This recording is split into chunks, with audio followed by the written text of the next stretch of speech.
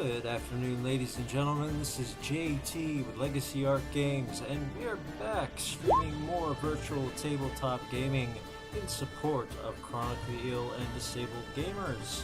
Today we are back with GM Tompson to play some Odyssey of the Dragonlords, a D&D 5e setting inspired by Greek mythology. So with that said, I'm turning it over to GM Tompson. Everybody enjoy. Okay, Tom, it's all you. All right, thank you. First of all, welcome, guys. Sorry for the delay. Since we're already a bit away today, let's just get started immediately.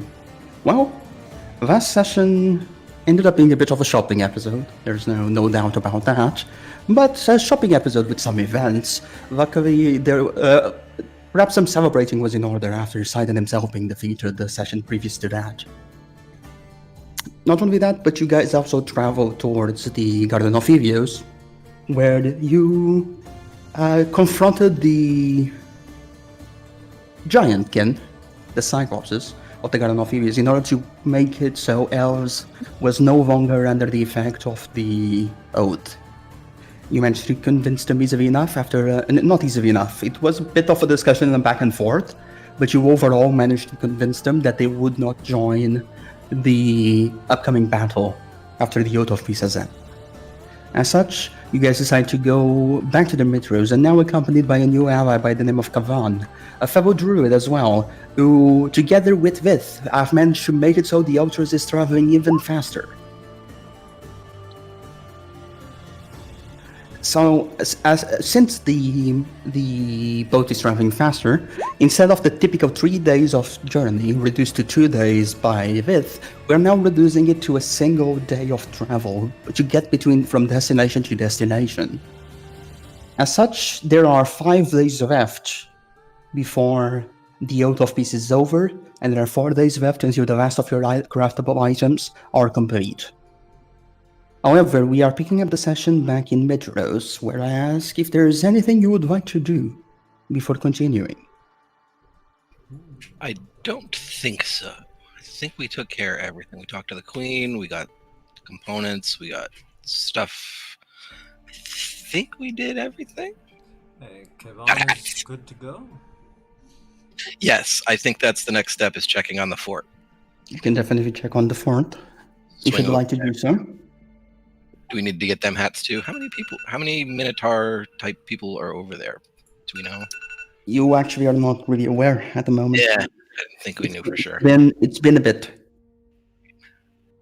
We went to the forge, but I think we ended there, right? Because we could still order some items for later on if we want to. Ford is only like half a day's whatever away. We don't have to worry about to get from Mitros to the. No, if I'm not mistaken, we ended in Mitros, right? Oh, we went to the port first, and then ended in Mitros. I think it was the other way around. Okay. You got the item from the forge and went to Mitros. Well, because we still have we don't have the boots yet. You don't have the boots. So we still have something to be crafted. Yeah, it's 4 days left. Cool. So if you guys want to check on the fort, that is a process that only takes about an hour or so out of your day. So that is something that you can very much do. It can even be your point of meeting back up after you guys all were doing your own thing. That's probably a good idea. All right. So you guys all find your ways to make it towards the cliffside fortress of the Dragonlords, where you have recently put the Lady of Coins, Medusa, in control of, in order to. It was a deal. It was a deal for sure. I'm not sure who won the most out of that deal. I think she got a bit better, a bit of a better option there. Yeah, but nonetheless, she is now an ally.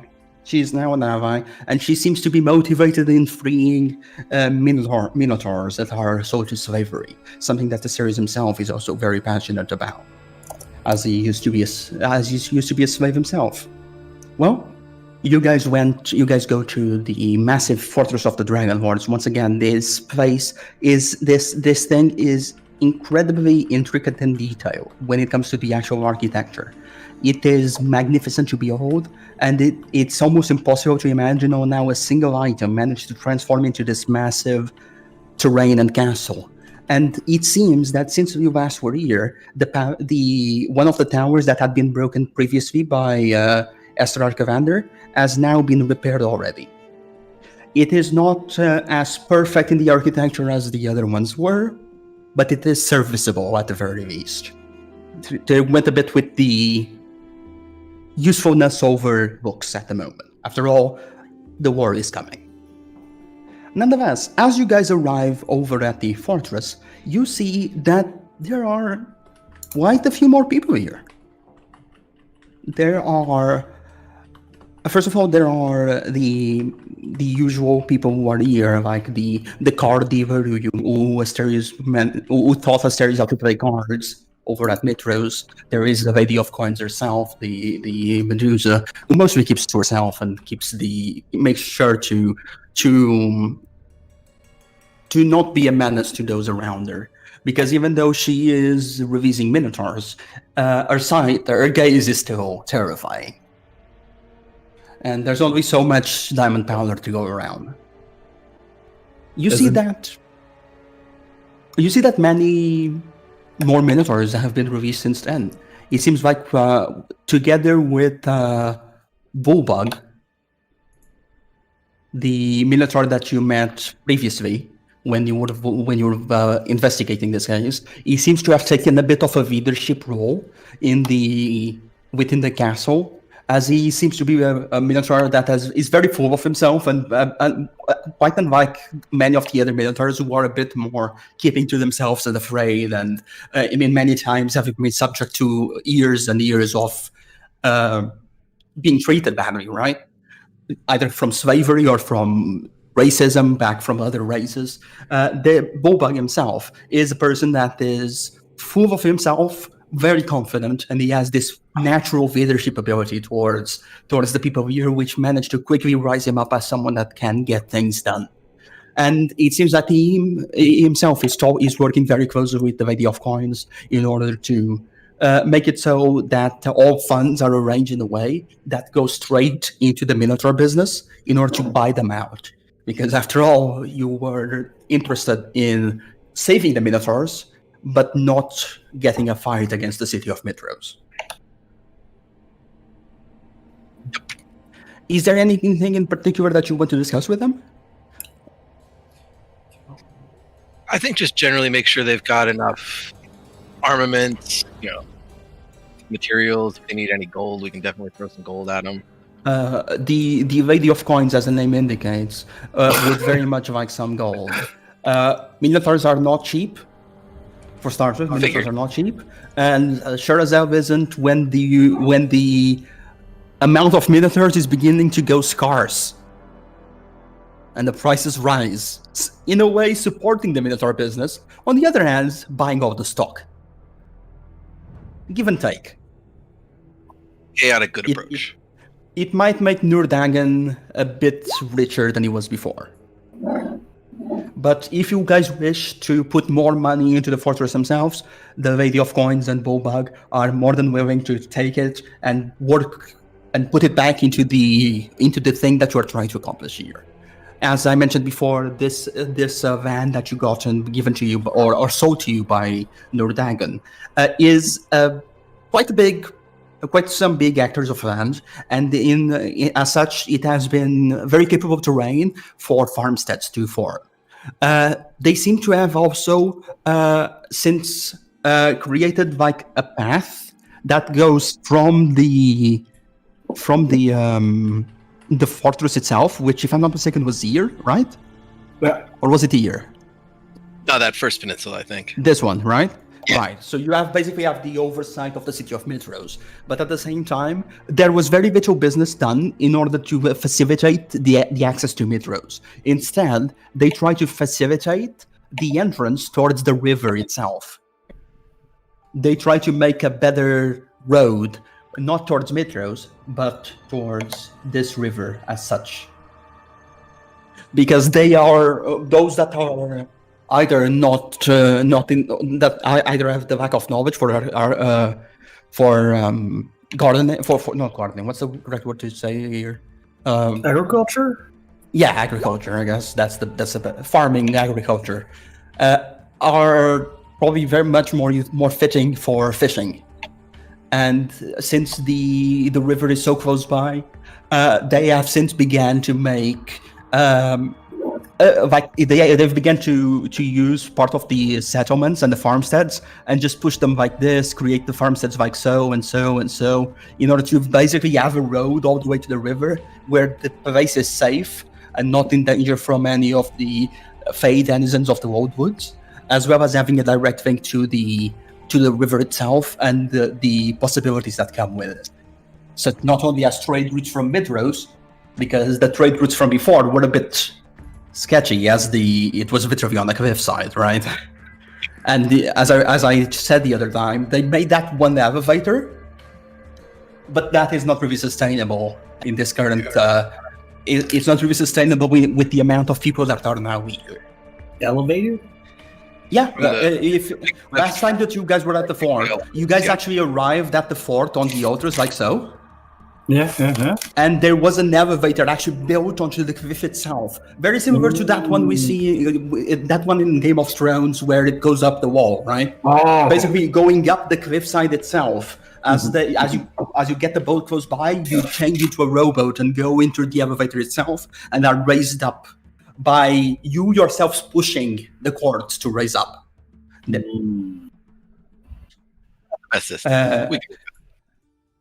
When someone is actually not strong enough to do this, there are usually some Minotaur in standby that are capable of doing this themselves.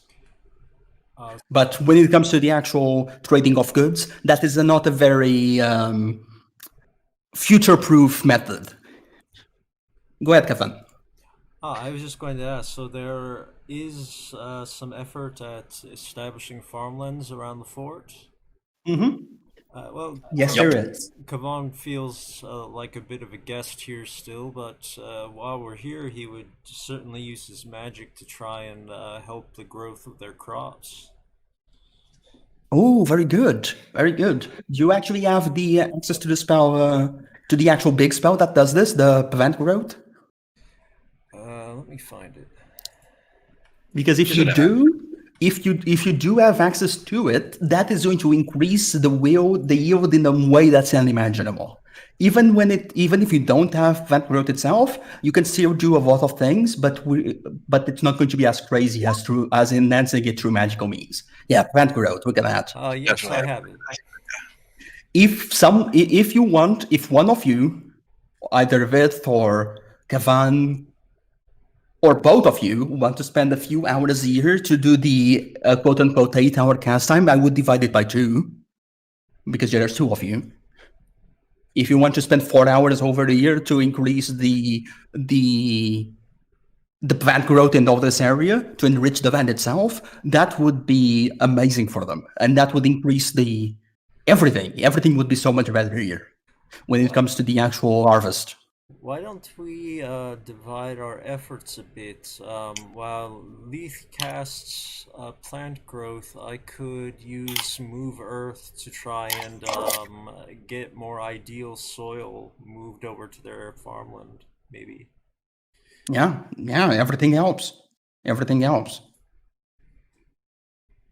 All right, that's what. Since it seems that you guys are spending a bit longer in the fort than originally planned, I actually want to ask everyone else if they have something that they want to do in the fort to, well, better their lives in any way. Obviously, you there's the money that you still have to decide on how much you're giving, if you're giving. But I'm curious, does anyone have any other ideas of things you could do? Well, and the Monas who probably, because this is the exact fort of the Dragonlords, right? Correct.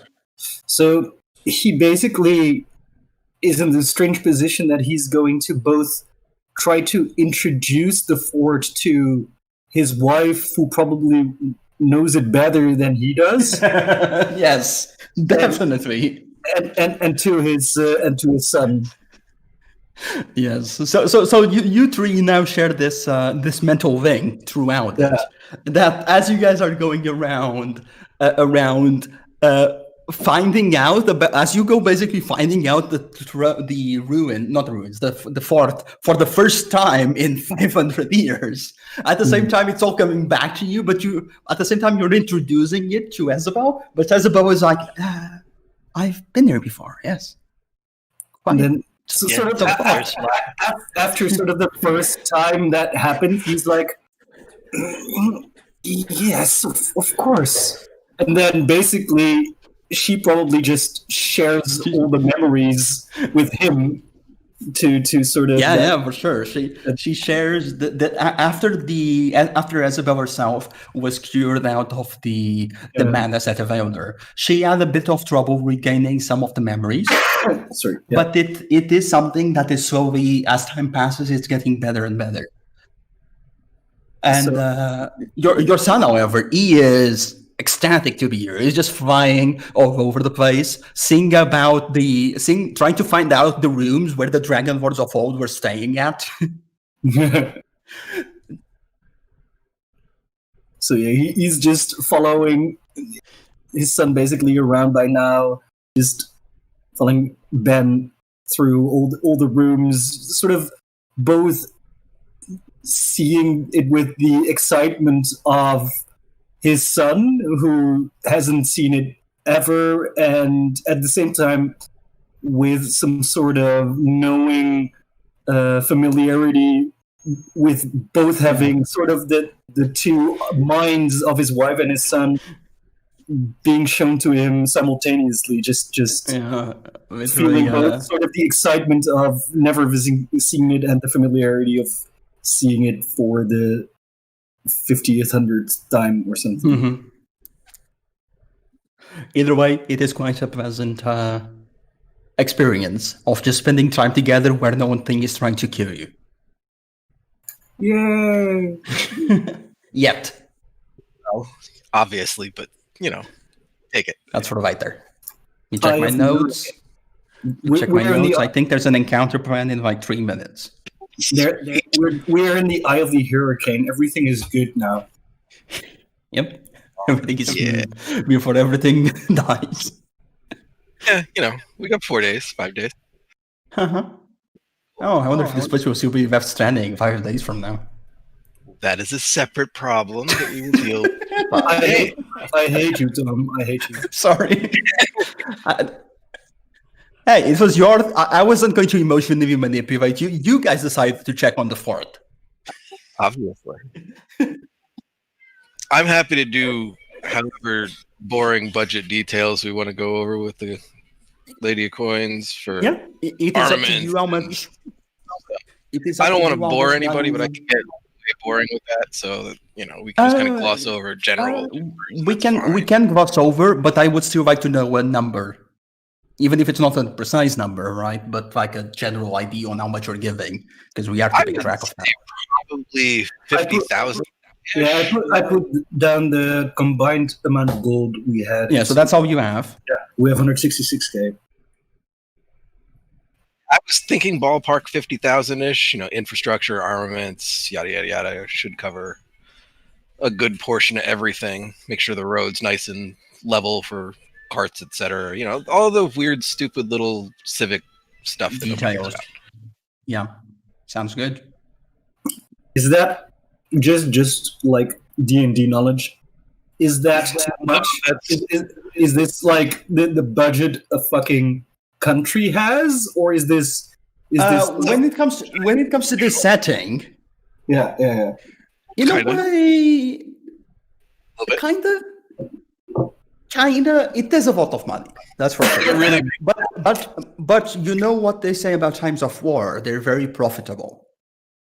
Yeah, but which means that everything that is, first of all, as the Minotaurs are being bought, either for self-defense of the people in Mitros, right, as literally soldiers, the price increases. As the smiths make hundreds of weapons for the militias in Mitros, the price of each weapon increases. As the food is bought out, as they are afraid of being locked inside their houses for a while, the prices increase. Every time you try to buy a Minotaur to go to the fort instead of being put in a private army or freeing them, the price increases. What happens to the toilet paper? Scarcity everywhere. You don't want to know. That counts for stuff like nails and shovels too. So. Mm-hmm. Oh yeah, unfortunately. Everything it is a price. The price is it's just going up and up. 50,000 gold pieces would be something that in times of peace would be an absolutely crazy amount of money. But considering we have 5 days left before we might not be able to spend it anyway, we can't take it with us. I say 50,000 should be pretty good for kind of wrapping everything up in time for them to be a very useful ally should the need arise. In this world, there's also no doubt that there are a lot of powerful beings, right? Well, when it comes to Greek mythology inspired stuff, you've already met what? Sidon? You have no idea what Sidon had in this tower. You have no idea what could there be. But let's see other things we found. Evios, right? Evios himself, he had 40,000 gold pieces in money. He had 40,000 in money, just money. Yeah, and on top of that, he had the Chariot of Dawn, which you sold for another 40,000. Just a question. Yeah. How sure are we that Lady of Coin isn't too corrupt to use the 50K that we give to just make her own army and just 10% off the top? I assume she's just taking, and I'm fine with that. I know how all of this works, honestly. Oh, no. When it comes to the go ahead. For the risk of her just GTFOing. I don't think she will at this point. I mean, we're giving her like essential control over. I mean, if you look at the map, a decent chunk of the continent, comparable in size, growing really quickly to Mitros itself, and we're basically saying, here, watch this for us while we're out fighting good God knows what, and oh, by the way, here's even more money for you on top of all of that. I think she's pretty good. I don't think we have to worry too much about it. So as a reminder for those, as a reminder for those that were not here at the time, when you met the Lady of Coin, the Moxena, the Medusa, she was staying at the Statue of Piter that is over at Medros, this massive, this colossus construct that can be activated in times of great need. She was basically, she and her group, basically entered through the foot of the statue and made their base over at the top of the statue. And there were some red flags, right? I won't say that there weren't. There was multiple things that could very well be seen as red flags. First of all, a lot of those people were almost as a kill on side against you guys on the way up, until you managed to convince them that they had no chance. When you guys arrived to the top, she agreed to meet you politely and talk.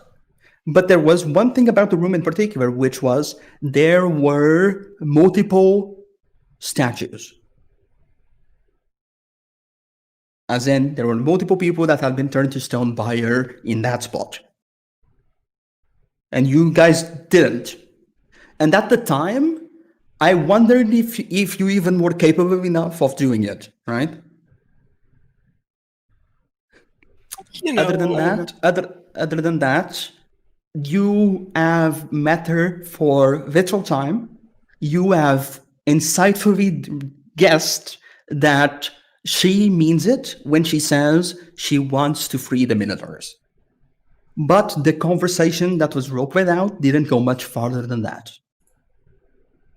Part of the agreement with the Vand was that the Vand and the new place to stay was indeed that since she would go there and since she would leave the current place, she would stop bothering and stealing from the Minotaur business, and she would still be trying to free them, but through legal means.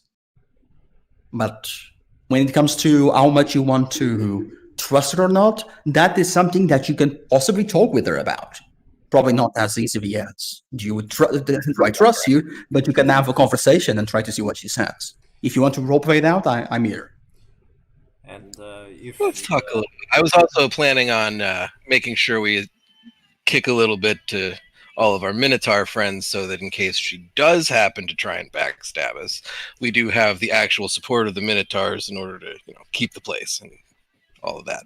Kaban might be able to provide some assurance too, but it might be seen as a hostile act. He could put a Gia spell on her to not misuse or mishandle the money. She would very much hate that. That's for sure. Yeah. And the Mons is not really into mind affecting magic anymore. We can see how diplomacy works first, and then if that for some reason doesn't work to our liking, we can take it from there. But I think we can manage diplomacy a little bit in the meantime. Where Kaban's from, 50 grand makes you a king, so he's thinking on those terms. As we should be. I mean, basically establishing a fiefdom for all intents and purposes, and that, this is who we're kind of putting in charge for at least the next week or so.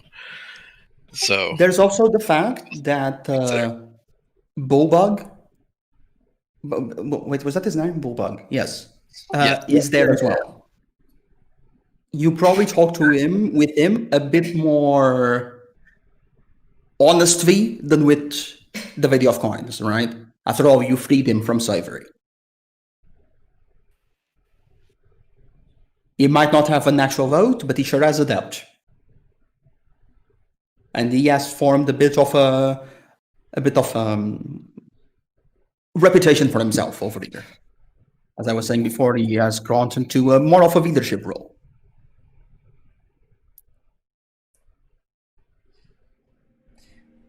Well, Kaban wasn't present for any of this, so he'll just be tending the fields. Sounds good. The plant growth is going to be an immense help. Elle said that she was going to check the cliffs for mineable resources. A bit unlikely, considering how close to Mitros you actually are, and how many people probably have checked this before, but you're also much more capable than all of the people. I will say that you can make a survival check, but it's going to be a bit of an higher DC.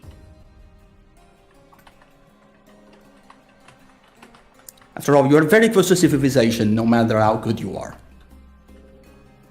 Oh, okay. There you go. Yeah, okay, sure, whatever.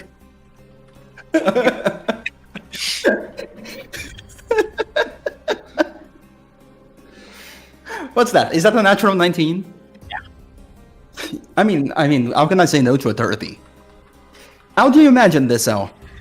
I'm having a bit of trouble imagining how you're doing this. Because probably because I know very little about prospecting. Do you have an idea on how you are about to do this? Because that is checking rock composition.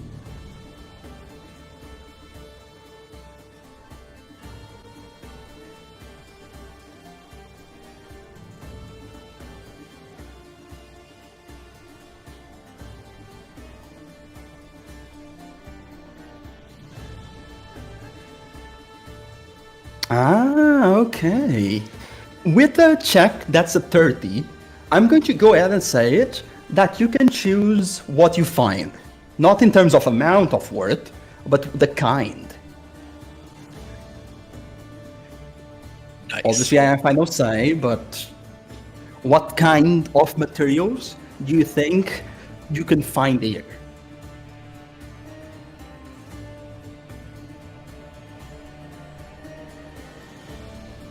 Iron. Iron is very good in times of war. Iron is very good. It has a good going rate right now.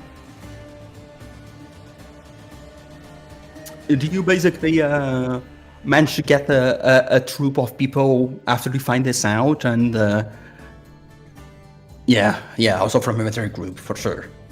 Do you basically try to get a group of people? You like tell Asa can tell the value of coins and bullbug and like arrange for this spot to be prospected.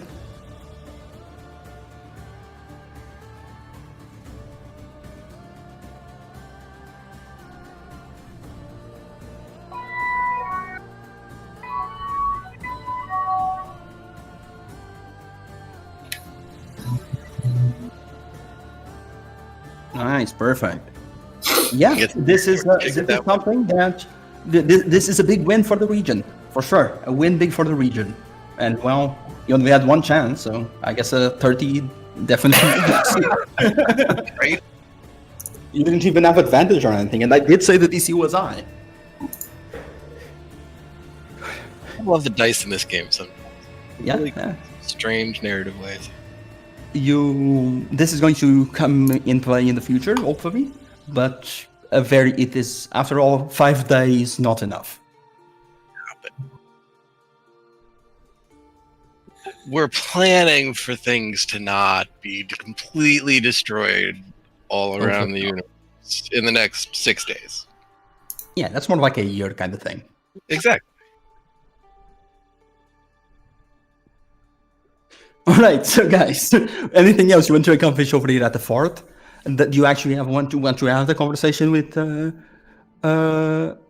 Medusa, the Lady of Coins, or is that like low on your list of priorities considering the amount of time left?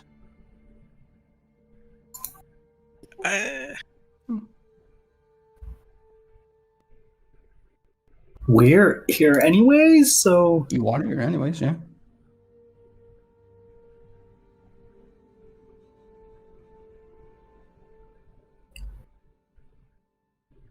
Yeah, there is that aspect of things as well. yeah, I honestly don't remember what happened here because I think for the first time we met her, I wasn't here yet. Yeah, Yeah. you're not. So I'm just gonna trust you because I have no clue what happened there and why you would or would not trust her. So I mean, I think even if we just make a little bit of a show that, yeah, we're giving her 50,000, but we have like way more than that in reserve on, even if it's just like showing her an extra chest or two, that might give her the little, push we need to not even have to negotiate beyond. Here's some money, do some stuff. We'll be back in a week.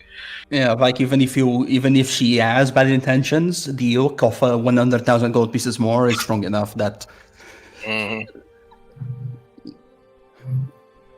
But yeah, since Heaven was here and Azak was here, then Snack is not here. Let's go ahead and go with a no. So that's what Heaven and Azak are thinking.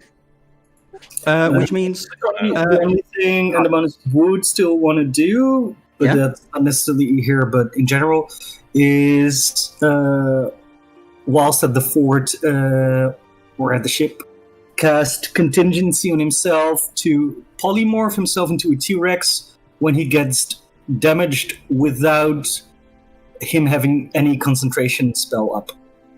Oh, so it's a very common contingency. Yeah, for now. For now, yes. Okay. If you get damaged, there also might be bad stuff about this, but I guess that's just how contingency is. Yeah.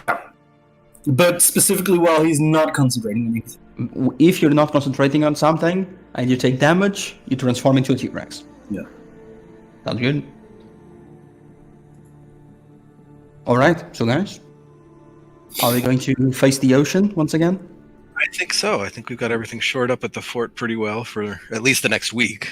And, I think we're good to go sailing down whatever the whirlpool thing is called. Pretty well. Well, Kavan has done his work. He's ready to go. You guys get back on the Outras.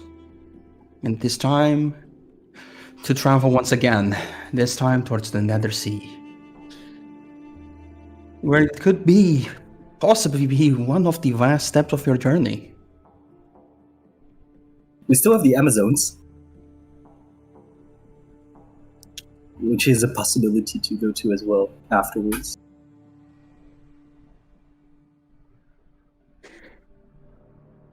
as you guys get onto the boat itself, you begin sailing away into the Ceruvian Gulf itself. Are Kavan and Vith going to do the trade the exhaustion level for the speed boost? So Vith is? Yes. Very well. In that case, you are going fast enough that you are not going to get any encounters in the sea. But if you need to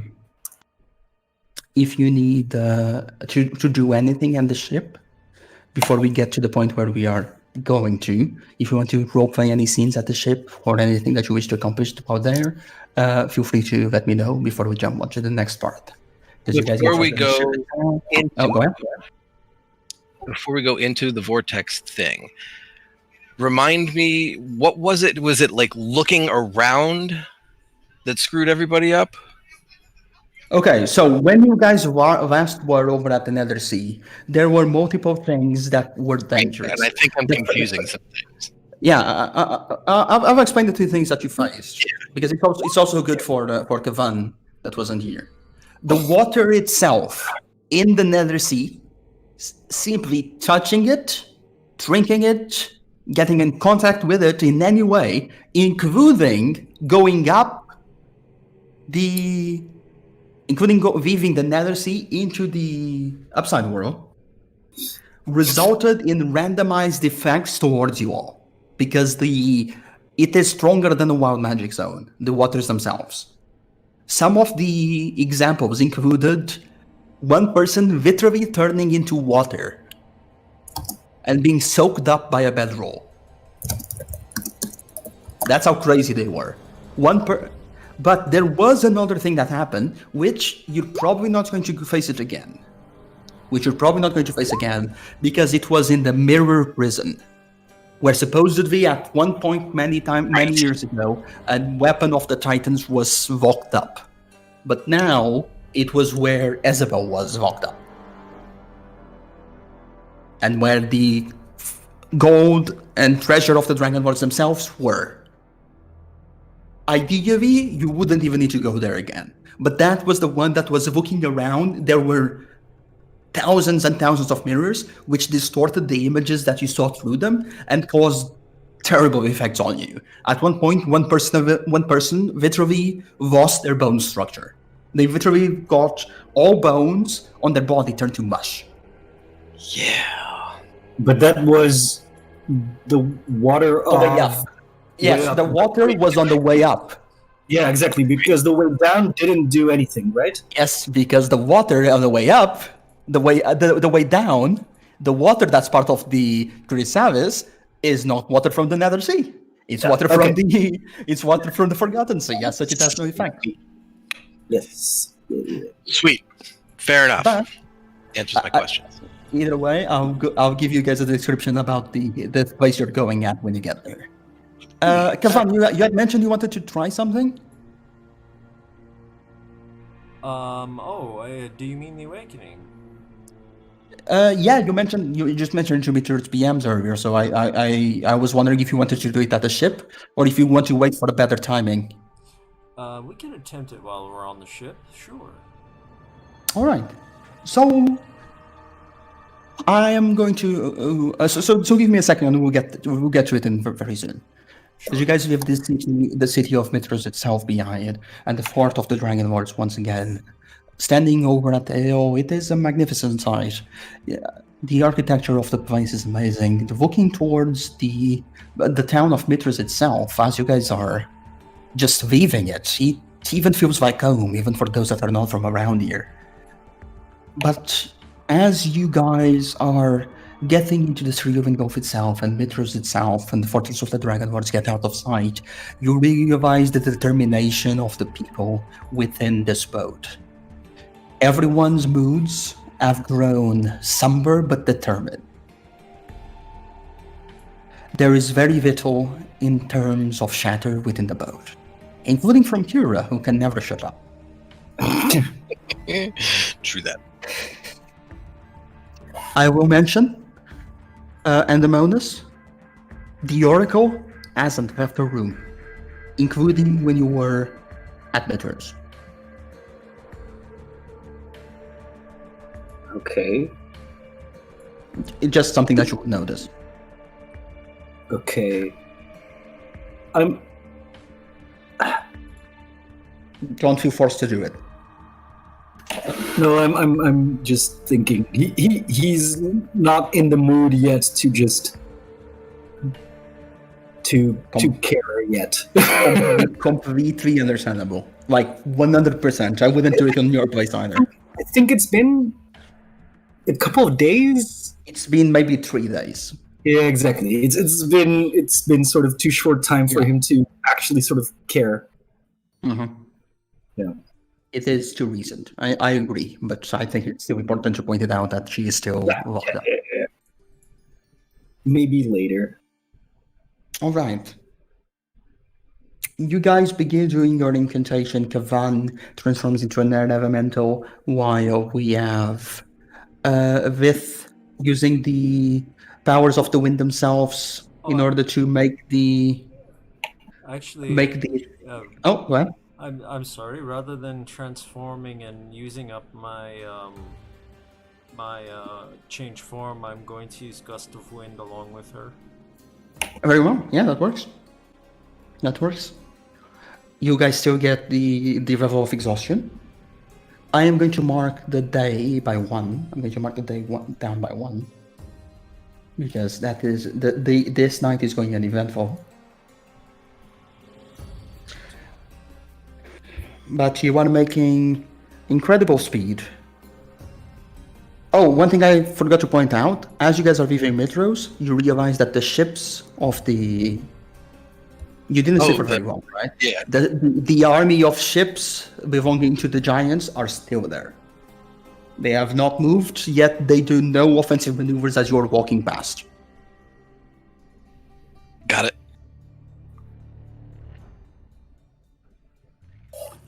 Alright, so Kavan, at one point during the following day, you've spent like probably about 12 or so hours now just concentrating on the gust of wind, constantly sacrificing your own energy and exhaustion towards making the ship go fast along with it. I imagine that a big part of this process, especially now that there's 2 people, is making it so you can pick up on each other's flaws, or not each other's faults, right? Making it so that when one person can't hold it for any longer, you go in and replace them. At one point during this, at one point in the, I will say that it is about 8 hours after you left Mitros, when it's starting to get nighttime. It might be about 11 p.m. or so, judging by the moon. You have time to take a break and a breather. What would you like to do? Well, at that time, Kavan will... he has time to take a rest, so he will attempt to go into trance for his usual needed 4 hours. Very well, very well. You go into trance, hoping that Vith can hold the speed in order to make it as quickly as possible. During this trance, you get the feeling of the moon just basking onto your skin as you're trancing over at the Ultras on this beautiful night. You recovered your spell slots and whatnot. You're free to change any spells as midnight rolls. Alright, The trance goes uneventful, calm, and serene. and I believe while we're out here, he will attempt once again to commune with the local natural world, once again looking for any extraordinary creatures that may be out there. Very well. You are using, remind me, you are using communion with nature, right? Correct. What are the other things that you're using? You had mentioned that you were using 3 things, if I'm not mistaken. It was awaken, communion with nature, and there's one more, right? what was it? Speak with animals. Ah, yes, yes. So give me just a second here, as I just want to review one quick thing.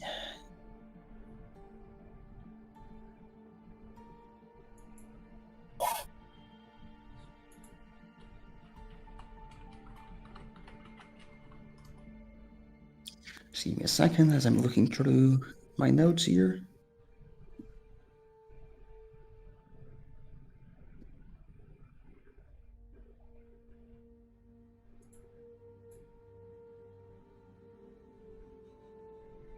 All right. Before I even describe what you are doing, I want you to go ahead and roll religion check. Okay, religion check. Core. Religion.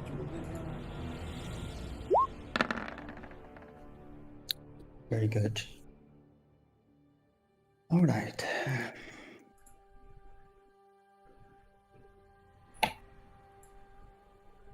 As you focus on your trance, you recovered your spells, you begin thinking about the creatures of this mystical land.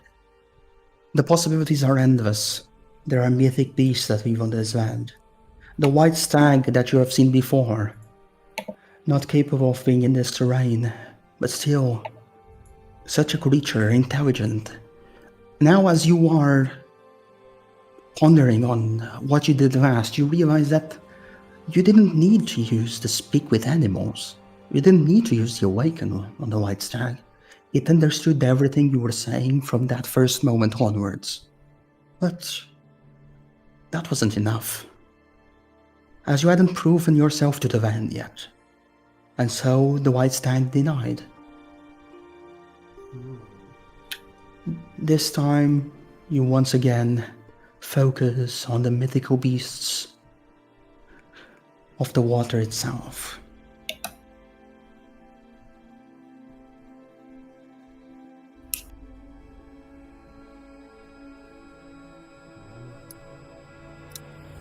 What creature do you think of?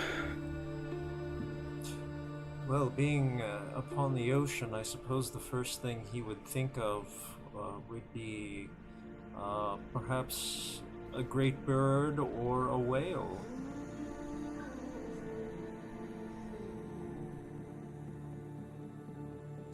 If you require only one, I'll let you decide which he thinks of first.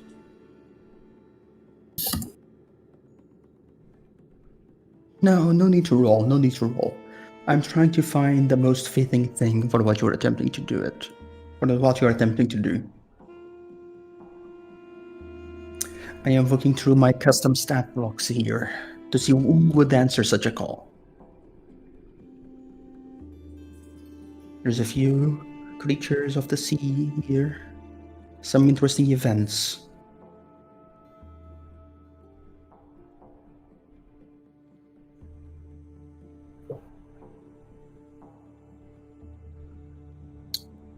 Tell me a bit about your deity.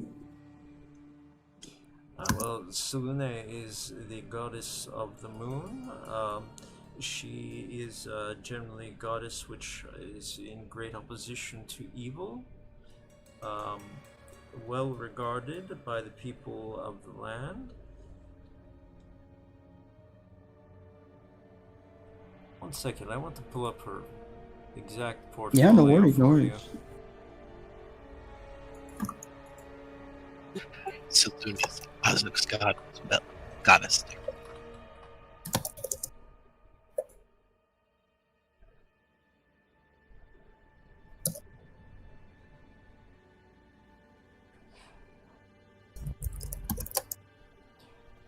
Well, she favors song dragons, weird dragons, good lycanthropes, shape changers, shards. She likes owls, and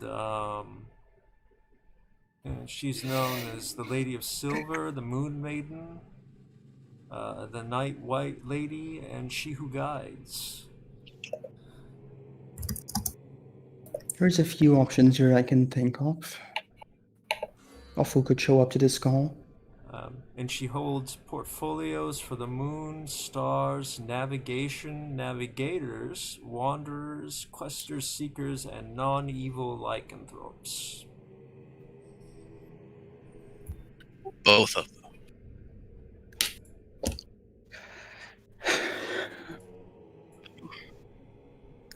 I'm going to ask you guys, as a group, a question out of character. Yes. Do you want the easy one or the difficult one? Yes. Oh, well, if you're asking me, Everyone has. difficult, I suppose. I'm totally down with difficult. Why not?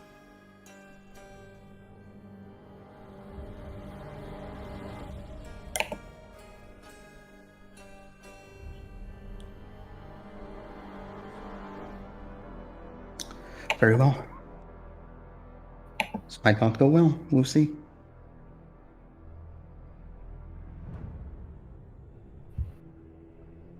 As you are focusing on the ship itself, diverging your senses towards the seas themselves, towards the moon, towards all the wild beasts of this land. Even with, and Isaac noticed this, as you are focusing on the commune with nature, you begin seeing the boat shift.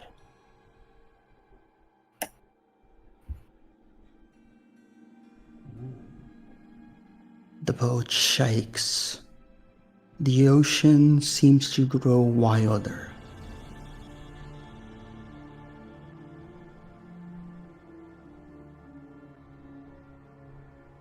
You look around to see nothing outside of the water at this point, but the stark shadow on the ocean itself.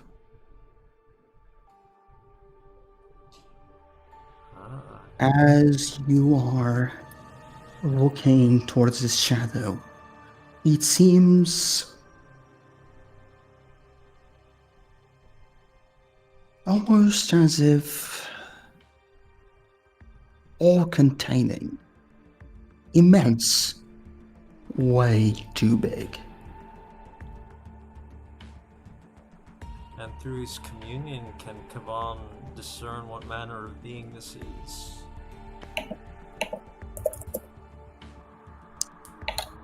As you are focusing on the communion spell, looking to see the shadow that has been brought under the ship in this full moon night, the lightning is perfect for a night's visibility. And as the ship is being pushed from side to side by the waves that emerge, you see a piece of this creature emerge from the water. Just for a moment. It seems that the single piece of the creature that emerges from the water is bigger than the others.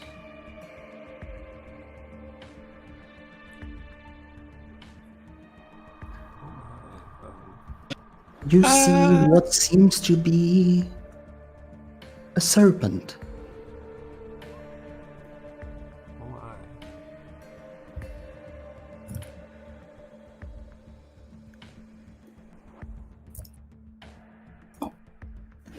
The serpent goes into the water again, and you feel the waves just push against the ship itself.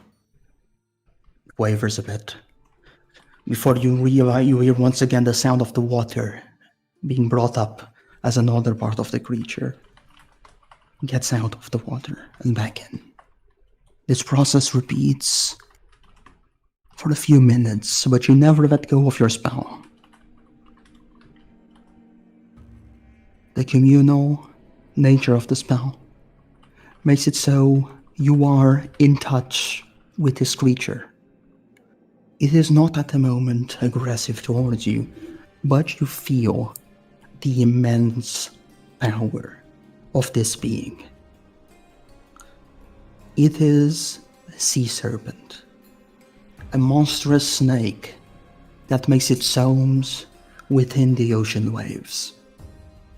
And I will show you guys a picture of the sea serpent right next to the Eldris for the reference.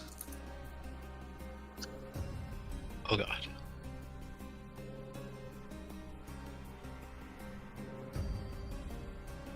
As a massive head emerges from the water.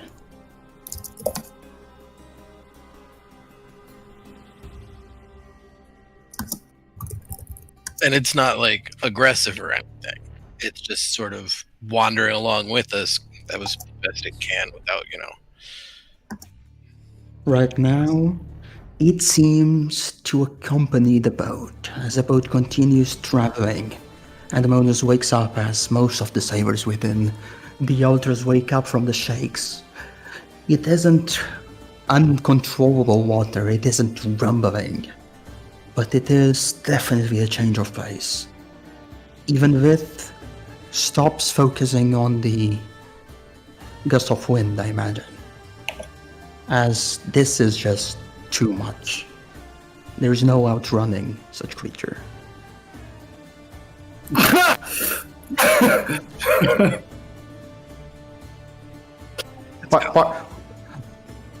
Biter shrugs the keg and says, I fought bigger than that. Okay, I lied. Well, I doubt any of us fought bigger than that, but for the moment, it doesn't look like we have to fight it at all, fortunately. And why? Why is everyone so calm? Come on, I don't want to provoke it. Do you want to provoke it? Kaban remained in his communion, and as he establishes his connection with the great sea serpent, he conveys, we offer you respectful greetings and beg that you forgive our trespass upon your ocean waves. We are mere people on a quest to prevent a great war, and I have reached out because I have sought throughout my journeys a companion to aid me in ceasing this conflict, which doubtless will one day reach the waves. Already I have faced Sidon, and he has fallen before the power of the storms. And without his presence, I cannot speak for what may happen within your domain.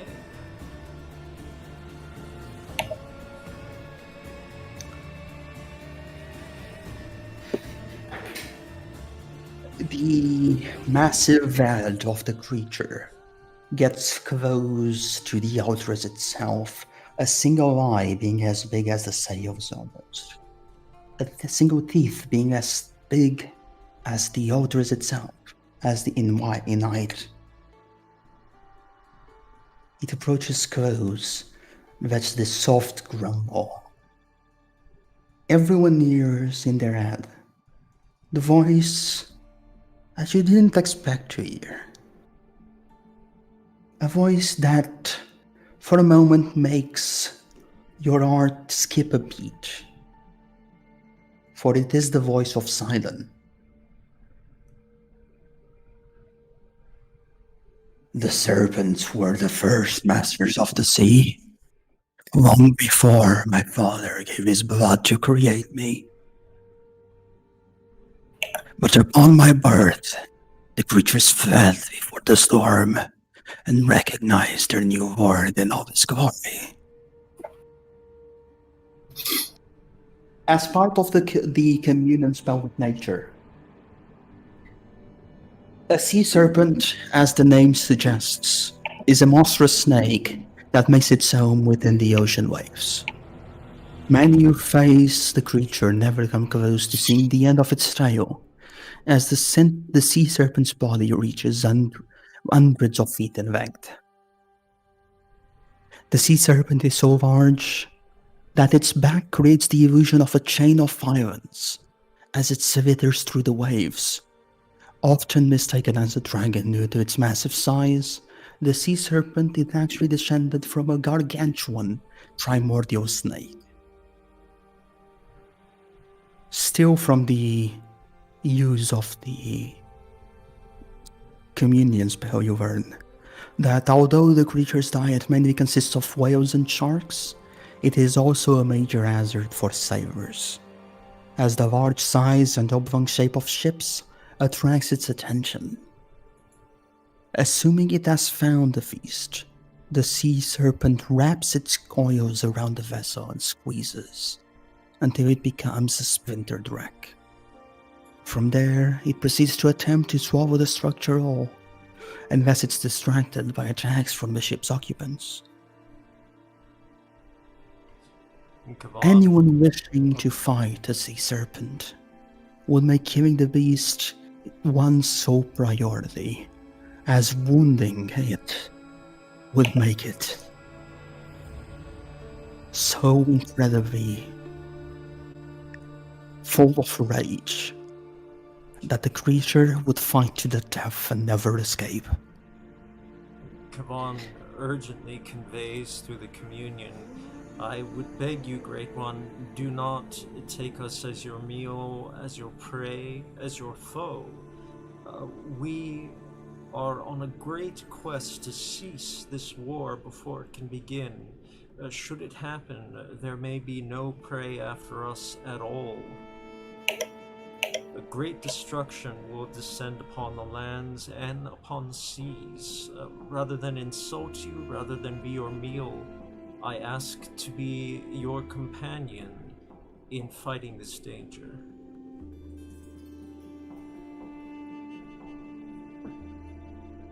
As you scream the words into the ocean, the sea serpent listens quietly and stares into every one of your souls.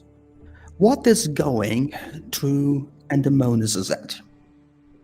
I'm going to ask this question to everyone, by the way. Okay. He's... Because we can hear the voice. The voice of Sidon was in your heads. The voice of Kavan was out loud. Yeah, but we also heard the sea serpent. That was not just Kavan. Oh, the sea serpent has not spoken. When you heard a voice, you heard Sidon in your head. Yeah. All of us. I 100% thought the voice of Sidon came through the beast. Okay. No, it was in your head. Okay. In that case, ask someone else first, because then changing thoughts. I'm especially curious about Vith, Azek, and Kavan. That's the people I'm most curious about. So whoever wants to go first, tell me what your character is thinking at the moment. Well, at the moment, Kavan is actually rather honored to be in the presence of this creature, with his goddess whom he serves being goddess of navigators and navigation. There's a very close tie to the sea, and well, he's seen no creature greater than this in his life, so he actually feels quite awed before it, and hopeful that he can convince it.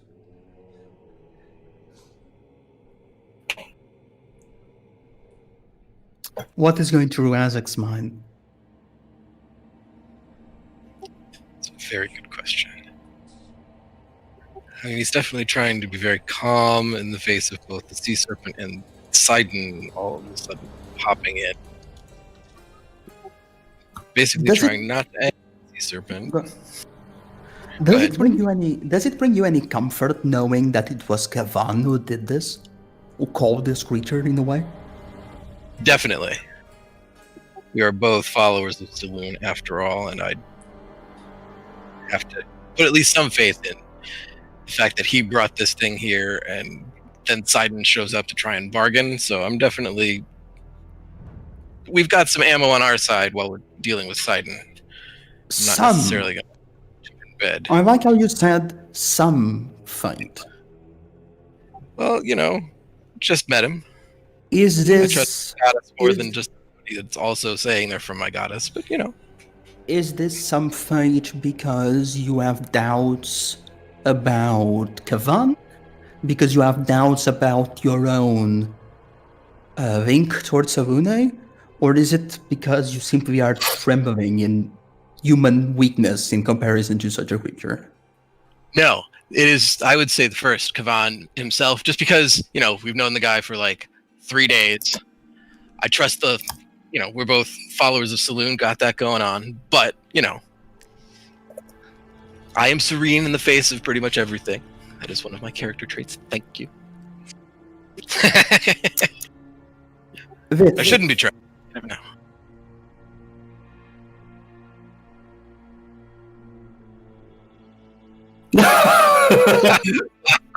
Yeah, that's exactly what's going through his head. You got it right. Not even a moment of hesitation. It's just a small step from a scorpion to this thing.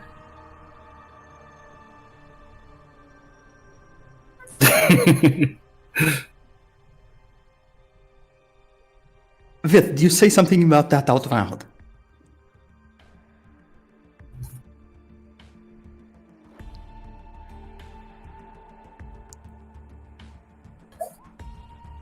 Alright. Kira in the back has her eyes wide open, and she is just describing the creature on her with you guys actually hear the quick scribble of the feather on the piece of parchment as it's like, oh, I need to write this. And Kavan would also rise from his seat upon the deck of the ship and approach the sea serpent as it peers at us. And just as he did with the great stag, he makes himself essentially prone to it, whatever its judgment may be.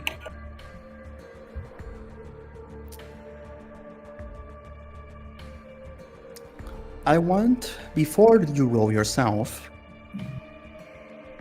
I want Azuk to roll a religion check. Word.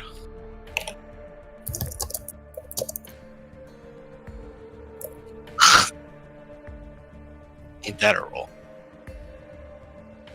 Vith, what do you think? Which check do you think is more fitting for you, Vith? Would it be religion? You might not be necessarily religious, but as a shifter, living to Savune, druid, lover of creatures and nature, what do you think the best check for you is, Vith?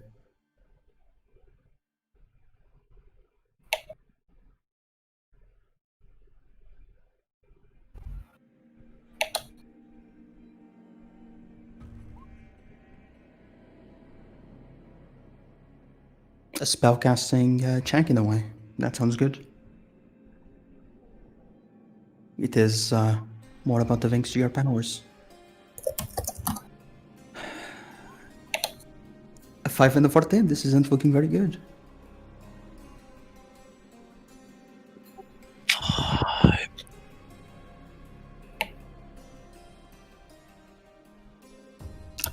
As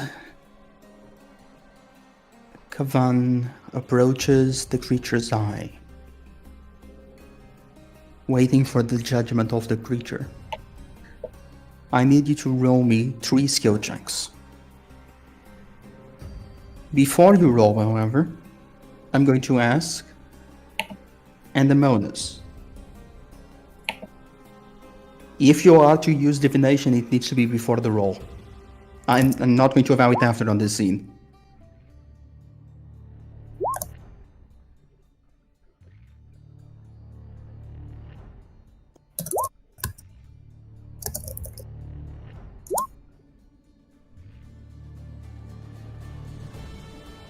All right. So the 3 checks that you are going to make.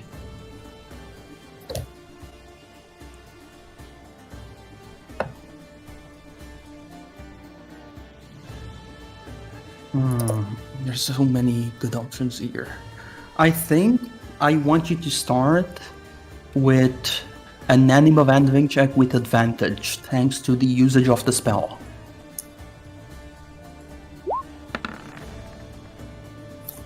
$22. Solid.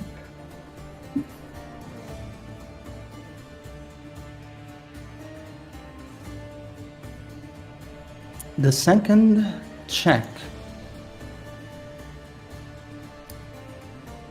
is going to be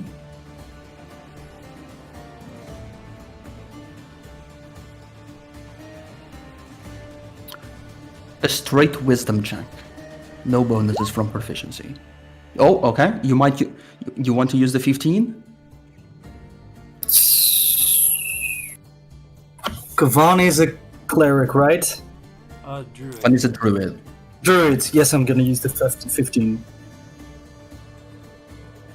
That makes it a 20. Nice.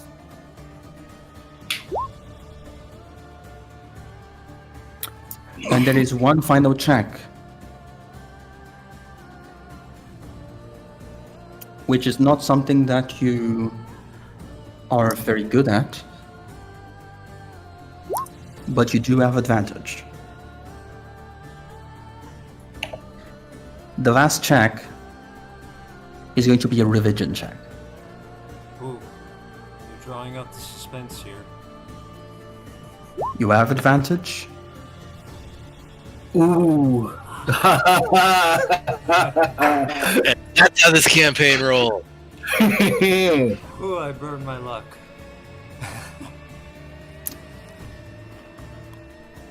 Azak, why did you falter?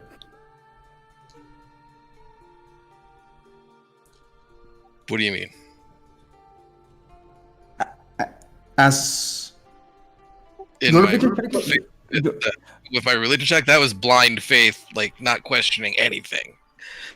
Like I wasn't gonna think anything other than, okay, he's really doing this, isn't he? Right on, saloon. Hell yes, go. That's what I was feeling that one with. so you didn't really falter in that case. He does tend to question things that got him in a lot of trouble previously. In that time, not even a little. I'm going to give you a choice. Okay. In that one check, you rolled both a natural 1 and a natural 20. Yes, I did. I am going to remember this answer, but I am going Fair to enough. ask you, did you falter or did you not?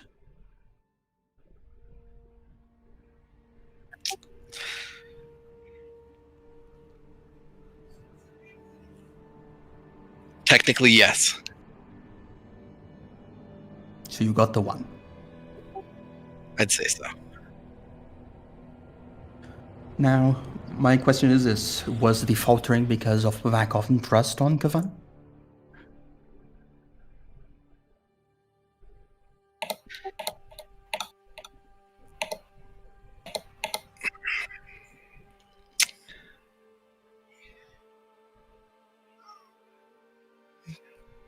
It is not something that's surprising after all, right? Not knowing No, that the right. person that you won't be met for 2 days even. No matter if they are a chosen or not, it's just the story they said. So I want to know, why did Azak falter?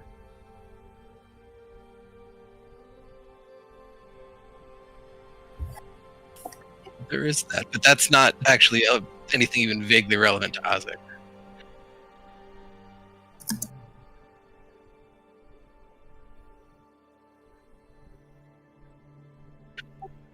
That's a really good question, and I'm trying to figure out how to say it.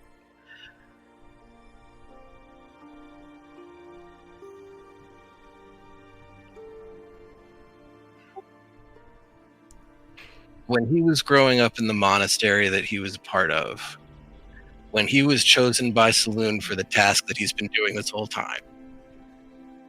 Prior to that, he was the bratty little kid that just didn't care about anything and was just like blah, blah, blah, whatever, questioning everything, being just a jerk. And then he was chosen for this task, brought into the clerical side of things, given a little bit of that, and then kind of booted off into the world. All the time through, he had that little bit of kind of questioning in the back of his head. And this one time, right here, right now, he was just like totally on board. And that kind of screwed with his head because he's always had that little bit of questioning in the back of his mind. I think that's kind of the best way I can describe it. And this time, that wasn't there. It was just blind faith. We're here. We're good. We're going. So I think that's kind of the best way I can say it. If that helps. If that doesn't help, I don't know. I'll try something else. It does. No, that is a perfect answer. There was no wrong answer to this, really. Well, admittedly, but I'm trying to figure out how to say his actual in the moment kind of thing. So I think that was it. So there you go. I want you to make me a wisdom saving throw. I have advantage.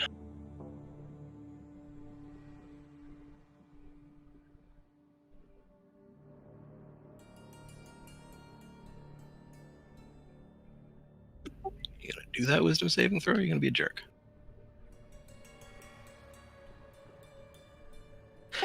Okay, I guess take the first one. How did I get a charisma save in there? I didn't even hit charisma. Oh. Sorry, the roll 20 lagged on me terribly right there.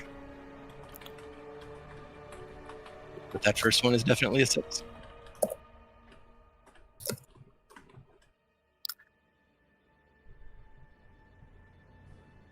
I will say, since you rolled 8 times, I want you to roll once more with disadvantage. No problem. Hopefully I'll just hit the stupid Now thing. we're taking the disadvantage on this Yes. one because you rolled twice.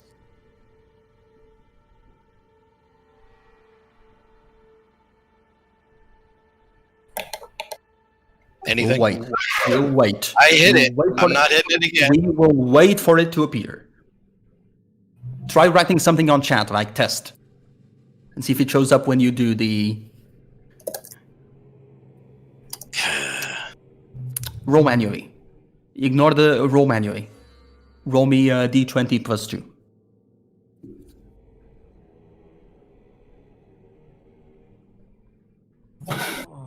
It was not meant to be. It's fine. 6 it is. I'm taking the 6. 6 it is. You think, why me? Why me? Why now? Why? And even as the voice of your own goddess tries to enter into your own hell, you panic. You're not ready for this. This is too much for you. One thing, traveling to an unknown world, but seeing something unimaginable, something so big, something so powerful, so intimidating. You can't help but falter. And even as the Savuna herself tries to console you,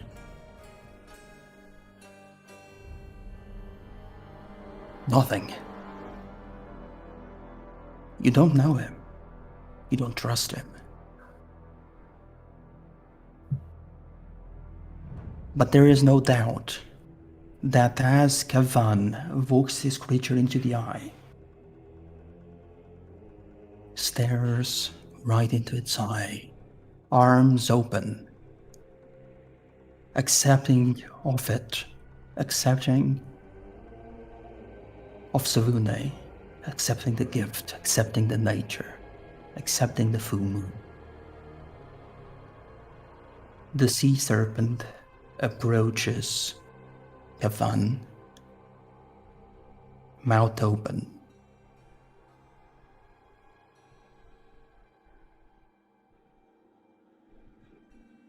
It closes its mouth and lets out a puff of smoke from its nostrils. Before it lowers its head and touches Kavan with the end of its snout. Kaban bows his head forward to meet the gesture, with the brow of his sacred mask touching the snout of the sea serpent. The mask having been made by Selune, if this is of any relevance to the sea serpent.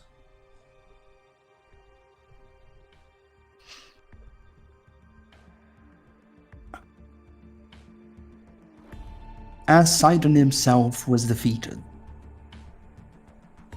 two of Sarune's most powerful champions have made their way into another land, a land where she did not used to have power. This land is part of the same multiverse in a way, at the same time forgotten, lost in time. So much works differently here. But as two of her most powerful champions have managed to make it through this new world, and not only that, but remove one person in power, someone so powerful in this world just as she is herself on the other world. The power that goes through the multiverse seems to have reached the sea serpent.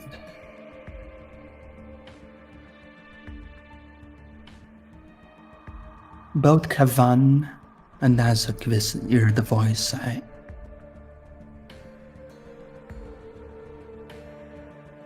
"We will be there when you need us."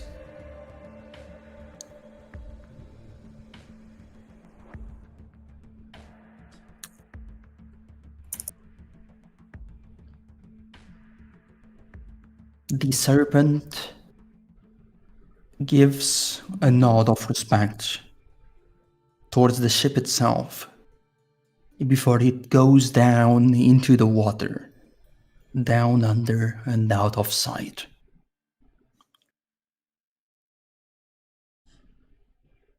Kaban takes a breath and releases it slowly as he ends his communion. And he looks up at the moon and says, "Thank you, my lady." And finally he turns about to face the ship and explains, "I did not expect such an answer merely to searching the ocean depths, but it seems my companion is found, and we have an ally in the oceans." And in Our Lady. And in Our Lady. Indeed, indeed. I'm curious though how Sidon's voice still continues to exist. A god with followers never truly dies. But Indeed, I'm sure he's weakened. my lady Salune's form, as perceived by we mortals, has been destroyed before, but so long as the people have faith in her, well, she can merely remake it. Can he do that in a short period of time? Let us not. I've no Kira answer. Kira actually raises a hand and says, I think I know the answer to that one. Yes, lady. I have heard about the stories that you've said, but our gods work a bit differently. It is unlikely for Sidon to ever be created again. But there is no doubt that until another god is chosen, this is his domain. And as long as this ocean exists, Sidon is still a part of the world. You say until another god is chosen? How She does... gives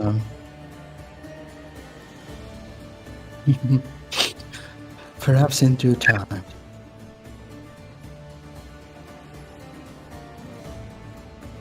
That is something that we shouldn't probably worry our heads about right now.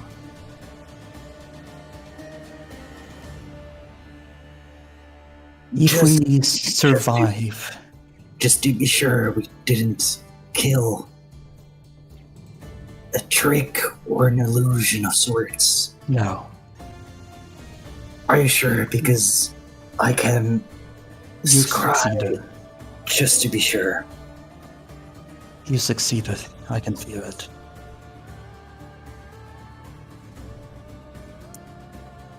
She says, perhaps 5 days from now,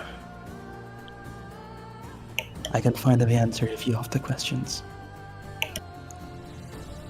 And Kavan, in full faith with what Salune has planned, whether it be good or bad, will head up higher on the deck to take Blythe's place in moving the wings. He's sort of acting as though nothing which should not be has happened.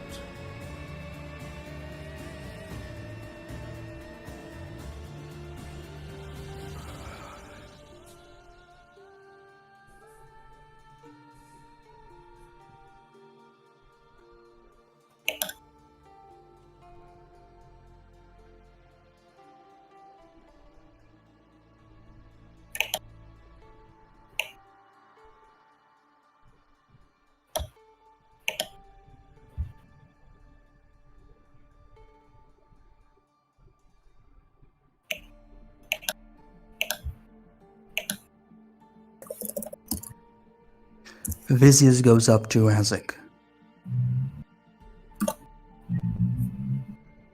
Hey, are you alright?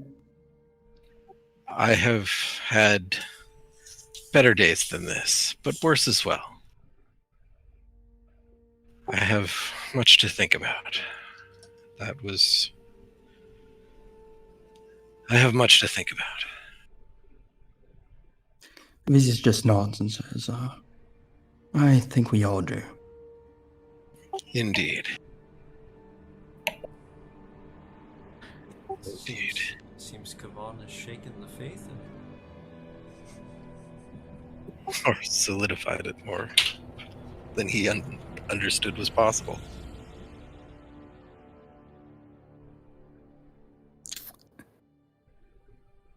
Vicious gives a quiet word of with every single person here.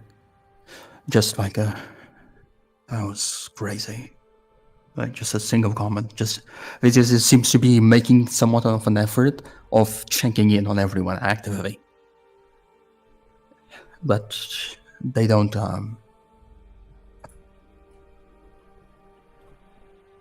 well, the day's not over yet.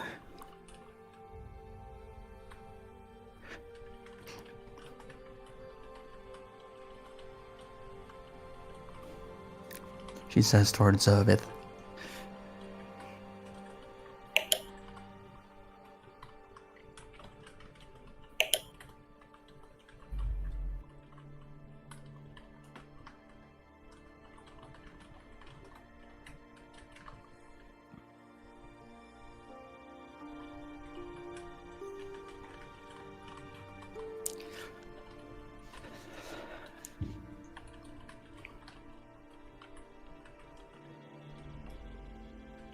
Vicious goes check on everyone, as I mentioned. Checks on Andamonas, and Sumendamonas doesn't really have that much to say.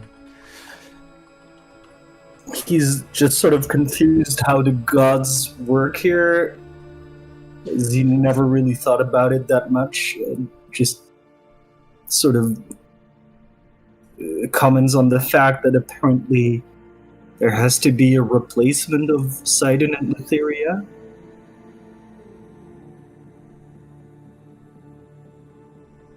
Yeah, it just seems strange. Does it even have to be the same area? Don't find a god of dreams that easily, or a god of the sea. Where do you even find gods? Vicious gives a slight shake off their hand and says, I'm not sure. I can't help but feel this tingle down my spine. We have faced some things, but that was different.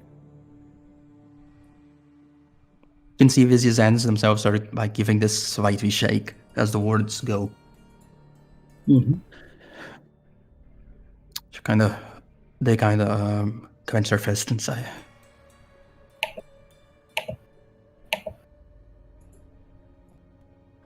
"We all been looking forward for this moment in 4 days from now. But I'm starting to think that's not the end of the journey."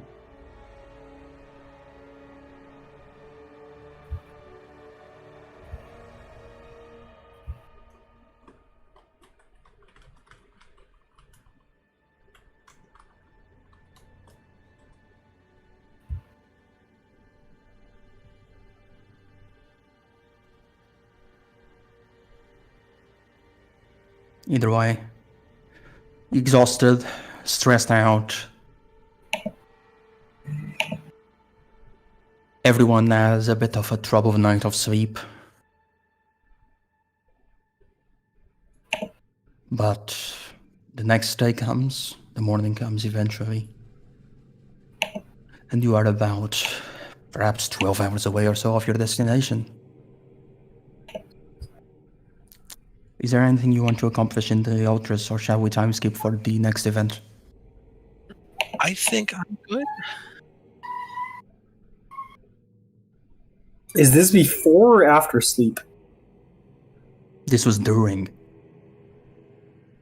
So spell slots had not been restored yet? Spells had only been restored for Kavan Yeah, okay.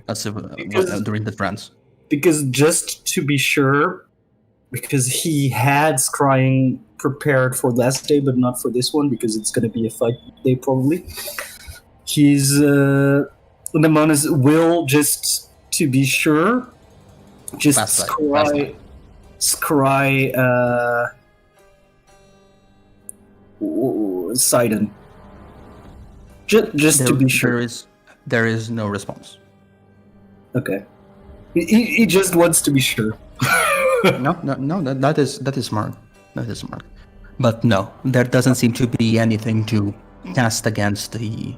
Yeah. There doesn't seem to be a target to the spell. Yeah, okay. Alright, so we're going for a little bit of a time skip. For about 12 hours later.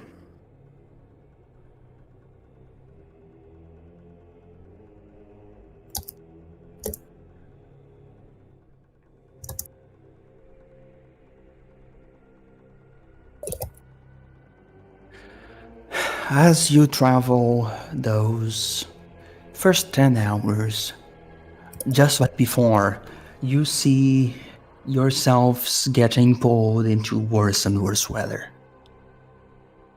It seems that it was not a coincidence that the weather was bad the last time you were here. But as the Antikythera sets its destination towards Charybdis, the Ravening Mouth, you are almost arriving at it. You begin to see the sunlight being covered. You begin to see the waters get wild.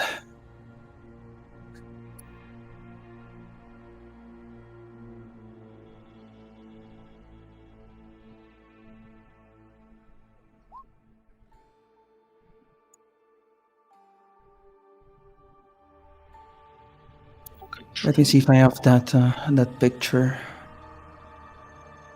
I'm just going to post the picture on Discord because I don't know where it is on the web. Lith is using control water. Very good. Control water is great on this.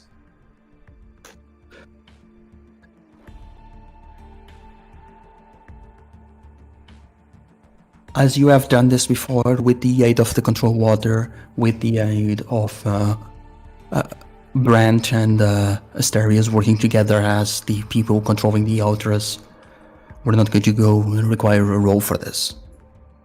But let me just give you guys a picture. And let's start with the picture. I'll post it on Discord.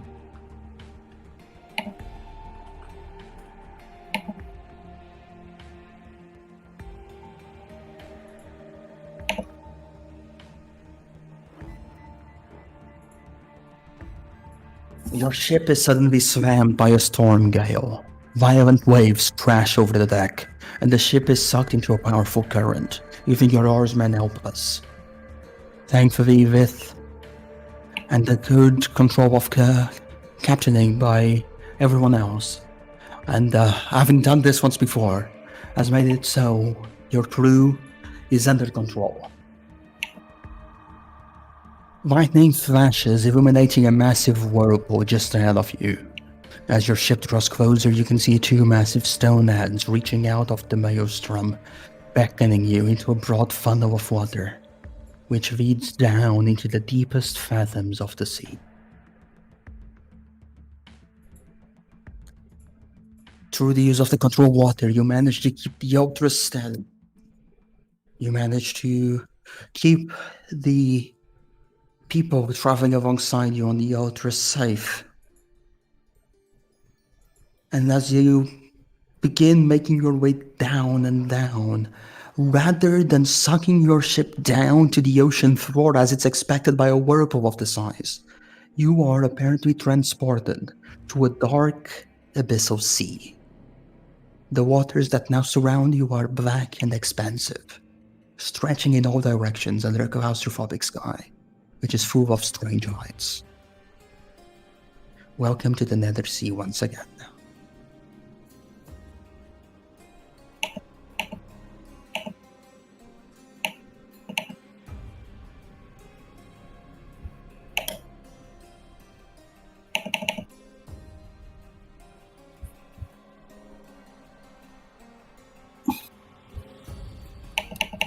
Tom, on the Nether Sea, where was the horde and such? Where was the what, sorry? The horde, like the crypt over here. Okay, because I'll put Yes. it up there. Yes, you have not been near. You have not been. You don't know what that is. You have not been near. You've only been near, in and out. You have not explored this place. Yeah, exactly. But then we know what we have Yeah, explored. you know that this place. If you want to actually write the name, Yeah, I did. because you actually learned it. It's not. It's the mirror prison. The mirror Okay. prison. Because you have learned about it since then. Okay. It's this huge crystal structure that rises out of the Nether Sea. For Kavan's sake, as it's the first time your character is coming here, I'm going to go ahead and describe this place again. So the Nether Sea itself immediately makes you feel uncomfortable. You get the sense that as you look up, there is no moon, there is no sun, there is no nothing. This place is magically illuminated, and you have doubts if Savune can see you here. And even more doubts if the sea serpent can be here as well. But nonetheless, dim lights dance upon the horizon, and as your ship moves closer, you see the source of these dim lights. There is immense, partially submerged crystalline structure that reflects the strange light of the strange place. There are countless flat panels that connect at strange angles, creating a vaguely pyramid shape, which is this thing right here.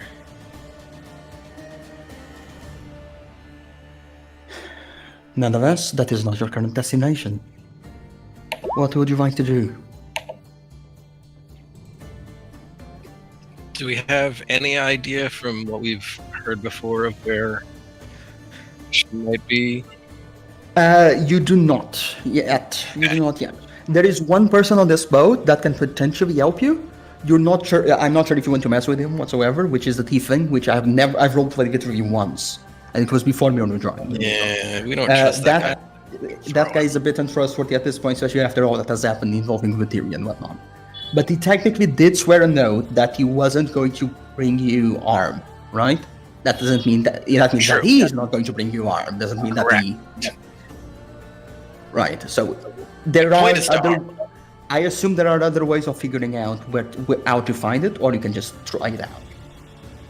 Either way, choose your destination. Just to be sure, the Nether Sea itself, is that called Hypnos, or is that a specific place in the Nether Sea? It's one specific place in the Nether Sea. Okay. Because that was the only thing that I... Yes, that was thanks to the Vaginvor, right? Yeah, exactly. But I wasn't sure if it was because it was called the domain of Lutheria, and wasn't sure if that was the Nether Sea itself. Oh, and if I'm So- not mistaken, I also have a nice picture of this. Oh, So you can see how weirdly shaped it is.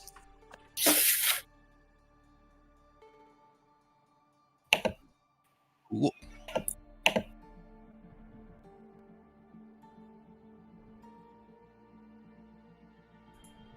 Either way, Asterius and Brandt are waiting for you guys to make a decision on which way they should control the boat towards.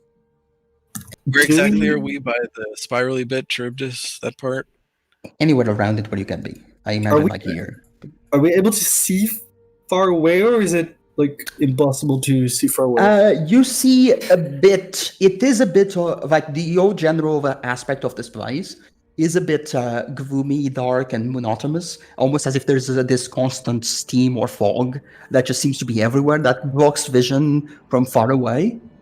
But you get a bit of a sense that there's something over there that's like terrain, right? You can. It's not like you're at the risk of going into a wall, but it's not not the risk that you can see like everything around you.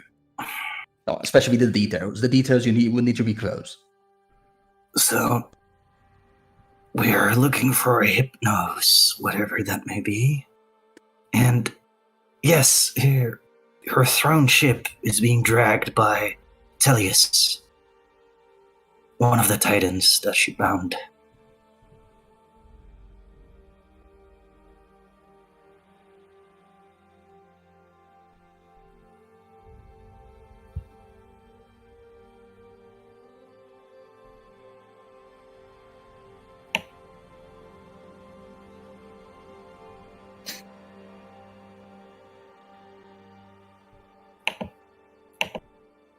Gracious says, what have we learned about this place so far? Unfortunately, little as far as I can remember. We knew some about the mirror prison, general information that we knew. Thanks to Esther. Unfortunately, who is fortunately or not currently with us, but that is undoubtedly going to be its own problem in the near future Well, that I have not forgotten about. we also know there's an island with a pool of poisonous blood of 1,000 basilisks somewhere in here. Oh, yes, the Forgotten Titans. Exactly. Mentioned. Exactly. And we need to be sure not to set foot upon that island if we don't want to trigger all sorts of wards and protections that might instantly kill us. You think they So- would still be active so many years later? Who knows?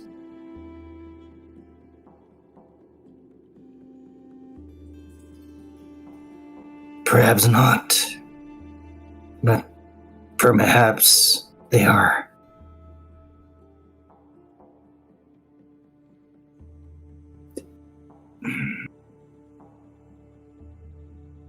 If we have nothing to go on, I could just trying to spend a couple of minutes to find out anything about Hypnos itself. That we could. The scouting is also a very interesting idea. Getting up in the air and trying to get a feel for where it might be is an excellent idea.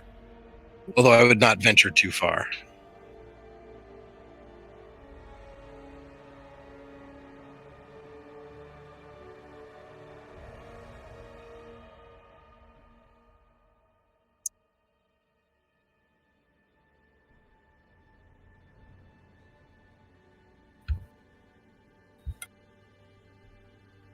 All right.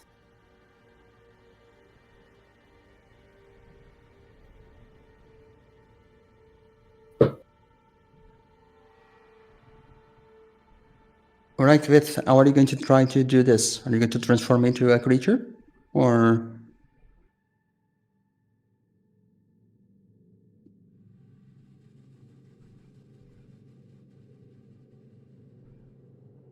All right. Kavan offers, once we have some manner of idea of where it is you wish to go, I can move us all by the winds.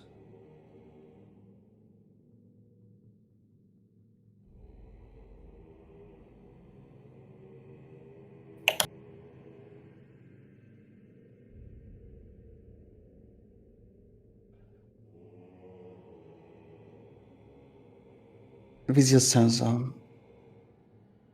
that could work, but we would be leaving the others behind, yes? I'm not sure if they'll be safe if we leave. This place is treacherous.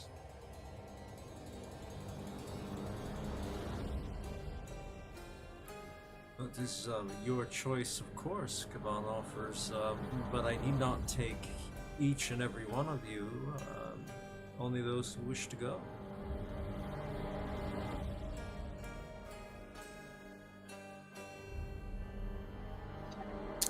I'll remain here on the truss. I don't need to fly around just yet. I prefer not to have the chance of falling into that water. There is that.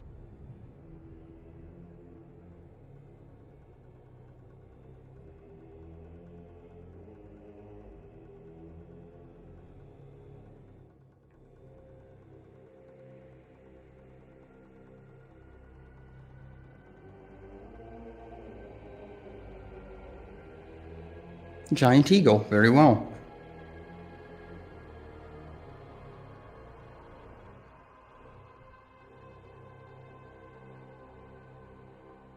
Alright, so as you transform into your giant eagle form, you are free to take flight. Would you like to approach this way or this way?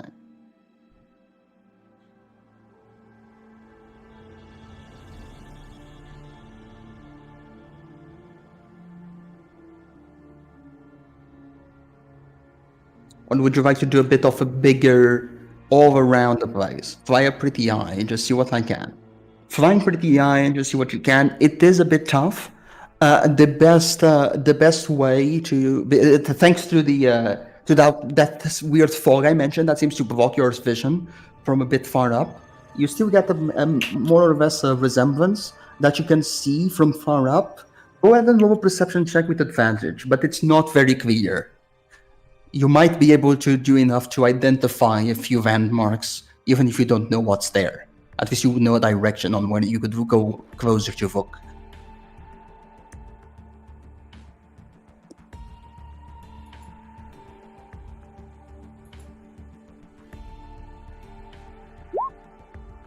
$19, very good.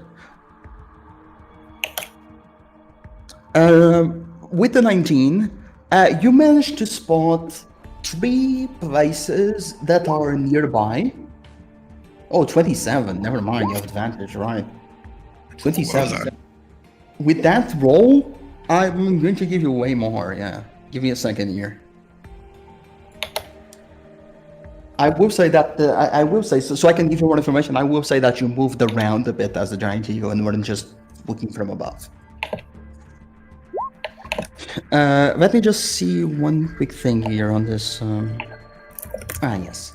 There are multiple places within the Nether Sea that are interesting.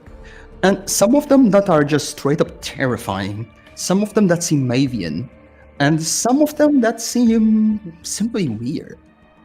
Well, first of all, as soon as you get up from the ship, and begin scouting around, you can't help but notice this thing right here. So this thing right here that I'm pointing out is a cube, a gargantuan iron cube. There are runes deeply etched into each of the faces.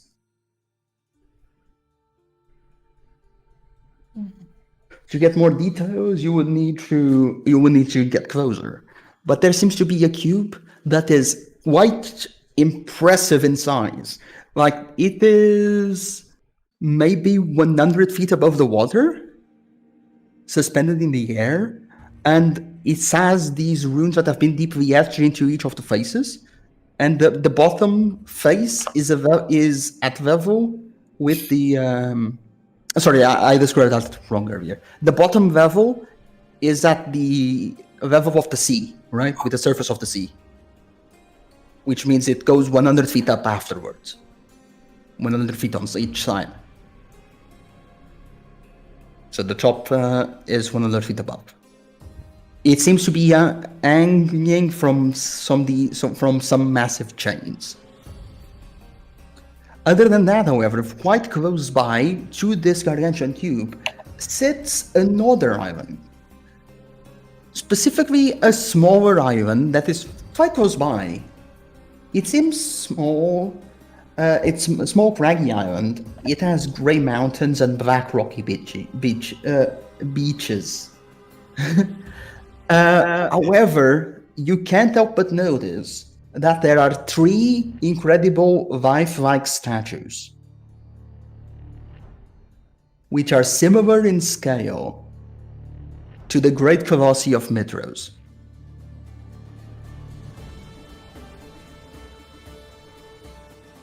Tom, can you ping where the statues or the cube were? Yep. The cube is here. Yep. And the island is here. Quite close by. Those are the statues. Yes, this is where the statues are. But that is not all that you see. For with the 27 check, you get 2 more places. You get to identify every single thing that is here. But there is one thing now of note. There is no sign of no titan pushing no castle or anything of the sorts. If it is here, it is either in another realm or not here at all. There is no shift on the water that indicates any sort of movement. There is no massive titan. There is no nothing. But there are other places you find. First of all, we have this island over here, which is a small rocky island, just like everything else here. And from a distance, it appears to be covered by a forest of twisted, leafless trees that begin near the waterline. Upon closer inspection, though, you realize that the trees are petrified, made from the same dark grey stone as the rest of the island. And there is a great column of the same stone that rises high above the tower's branches at the forest center.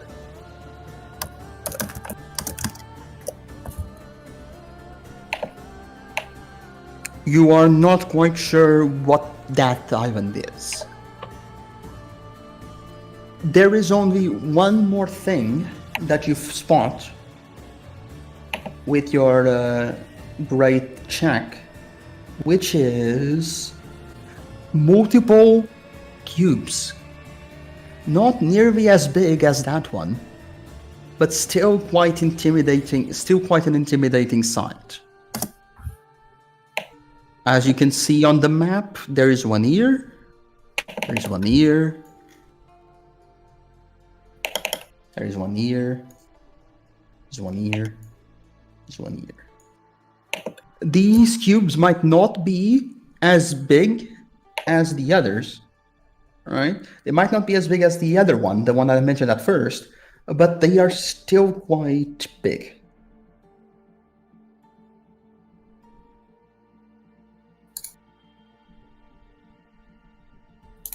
Like maybe instead of being 100 feet on the side, it's like half of that. But a lot of them. This one is clearly the biggest though. That is all that you see with your 27 perception check. That's pretty good, though.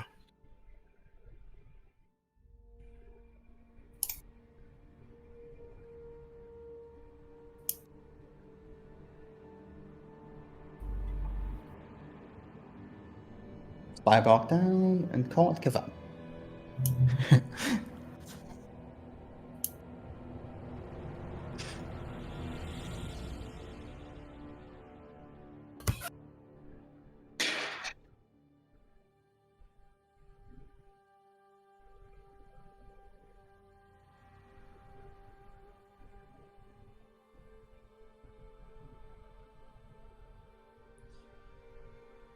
And Kavan listens to Lithe in her giant eagle form, and although it's merely a series of piercing squawks to most, he relays she sees no moving titans, no islands moving, nothing of the sort you were seeking.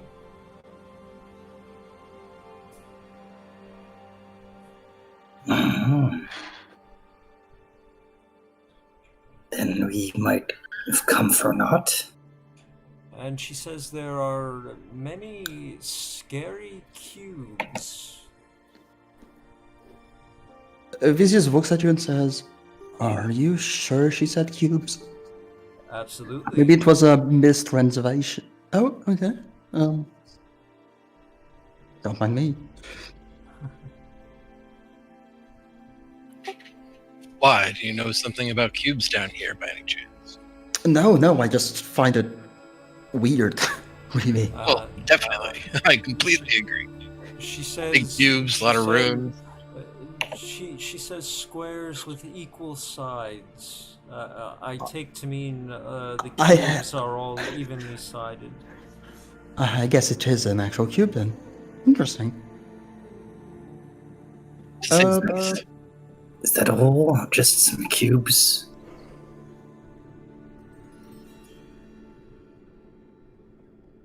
If so, let's look at the cubes, I suppose. Now we're here. There is more, perhaps.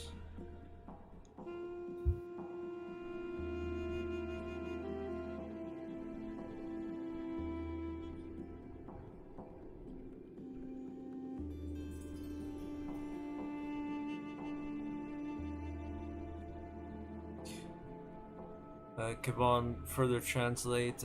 She says yes, but not our foe. Which is to say, there is more to be seen, but not what you were seeking.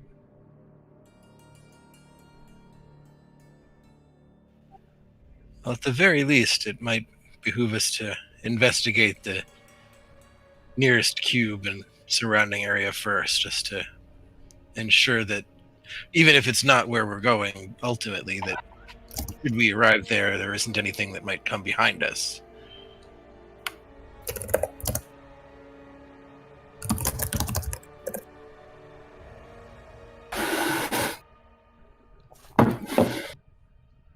Vicious says, I know I haven't been part of the last few fights, but I would like to be involved in this one. If we are facing with area, I have a personal stake in the matter. But of course, my friend.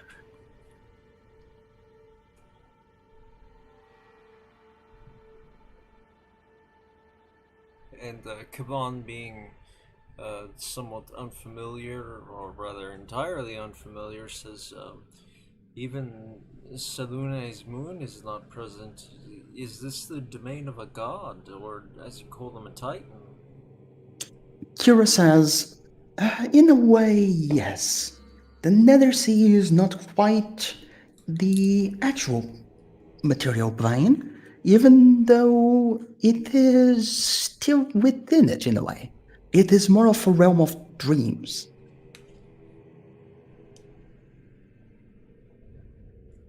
We are very much physically here. It's just that this place is a bit beyond comprehension.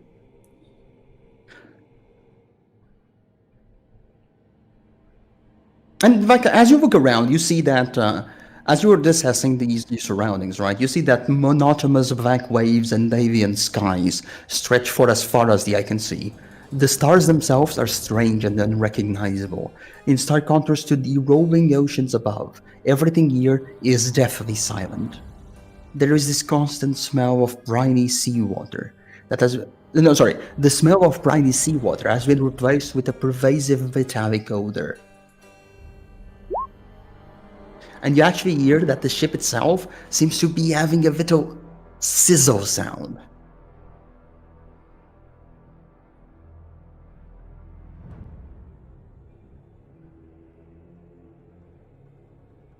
Well, however much we may or may not be in the realm. We are here as much as we are, and we do have a task at hand. I suggest starting with the nearest large cube and investigate that and the island more closely to see if there's anything that we can... I don't want to have to go to sleep. Anything that we can do to give ourselves a better lay of the land for what might happen when we do find the Theria. And I do hope we don't have to sleep to find her. But you are right, we might have to. Whether I can sleep to find her, I do not know.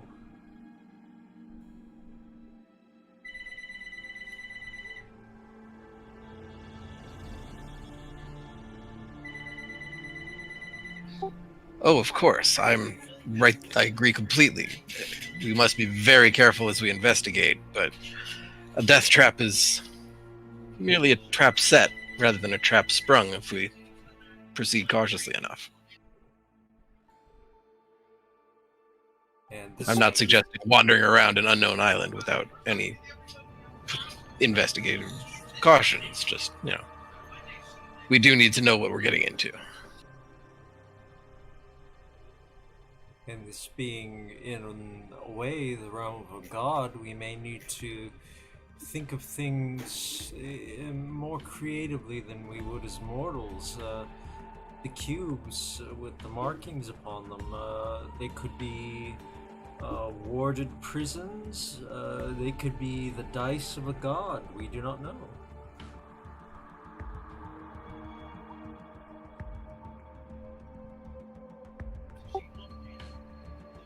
Faces that you recognized, or just faces of humans, elves, dwarves, giants, anything could potentially help.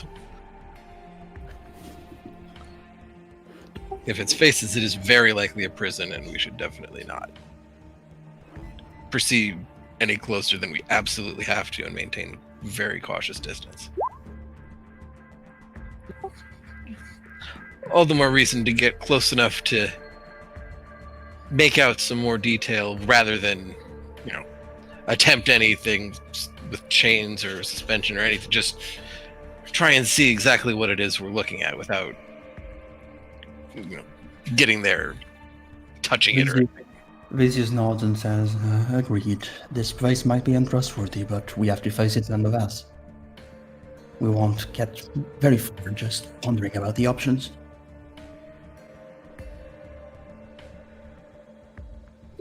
Well, I say we bring the Ultros within decent sighting of the largest cube and try and discern a little bit more detail so we know what may or may not be going on within, without, or surrounding it. Kavan parts his hands and says, I will follow your judgment here in whatever you choose.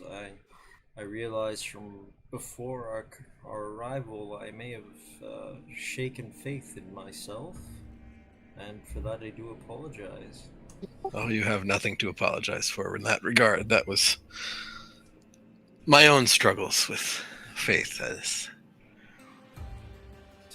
but that is being resolved nicely. Exactly. We might as well just get started and see where it takes us. Safely. Ish.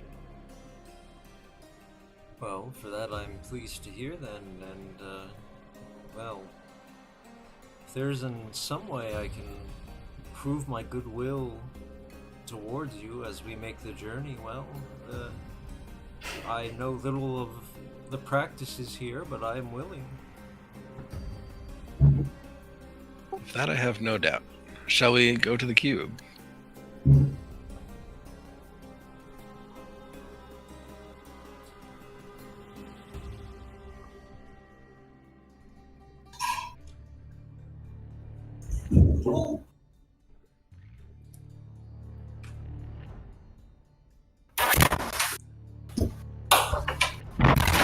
Well, Lith.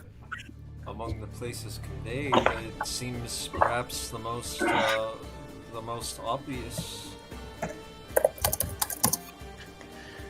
Vith, you it's bothering you. You just got this. Yeah, you're so witchy on your back, Vith. So you can't help but.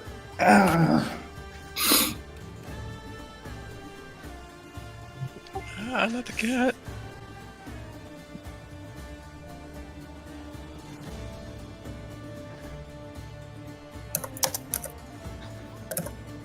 Yeah. Oh man, it seems to be spreading. You feel the tough touch of scales.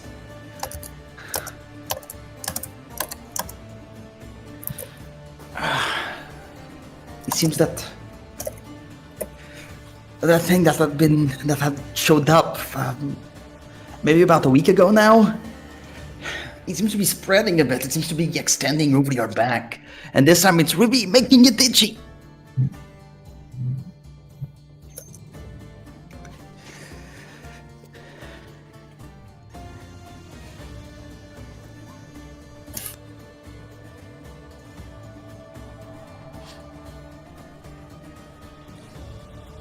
Gavon, Yep. having no idea what's going on, asks Lith, "Are you all right?" You all notice the Minotaur suffering the same kind of effect. He seems to be like, that's so uncomfortable. And you guys see that on the naked back of the Minotaur, even behind the fur seems to be replaced by scales instead. Not only that, but the skin around the scales seems to be turning a sickly green.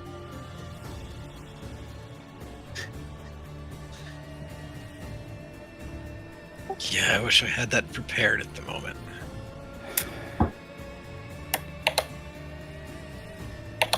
Not yet. I got restorations. Remove curse. Greater and lesser. Your curse. I do not have curse. Remove curse at the moment.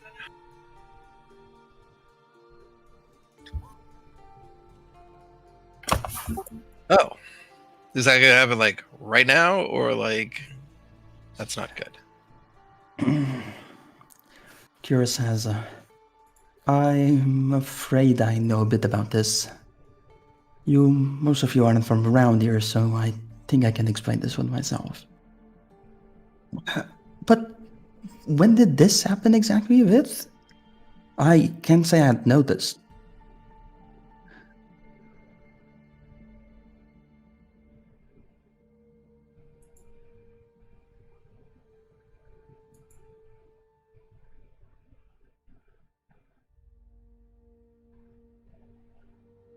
She was the one. Ah, damn it. Sorry. 5 RP. Oh.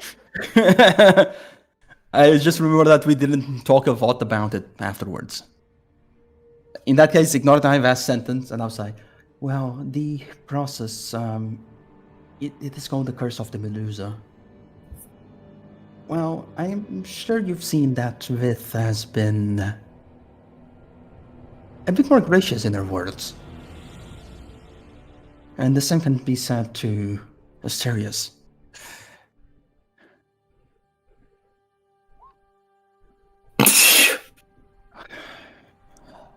Yeah. Did we notice? You tell me. That's your character decision or an insight check if you don't want to decide yourselves. And the Monus is going to nod and play along. But you call it a curse. How were you cursed? Yeah. Jirasanza, well, this Curse of the Medusa, it is a process that takes about 5 weeks. And each week that passes, the effects become worse and worse. Well, Do we have time between now and tomorrow for it to be like if I can cast remove curse tomorrow, we're golden. Today, Yes. don't have it. But the problem is that Yeah. I'm afraid it's not that simple. Of course not. What else must be done? Because I'm sure we want to do it. Yeah, In order to be able to cure a curse such as this one, you are going to have to cast Greater Restoration once per day for 3 days. Oh yeah, that's fine. I can start doing that right now. And that will simply get rid of 1 week of progress. If any day is missed, it goes back to its original form. Gavon can devote greater restoration to one of them and divide the effort.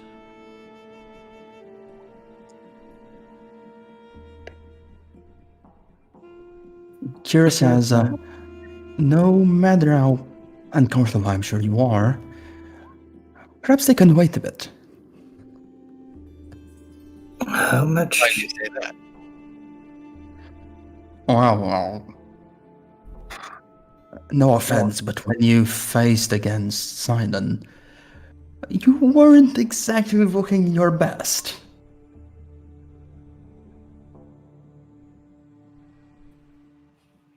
The truth is, the curse of the Medusa, just as the curse of the Harpy, until the last, it might have some uncomfortable side effects, yes, but in a way, it has some benefits.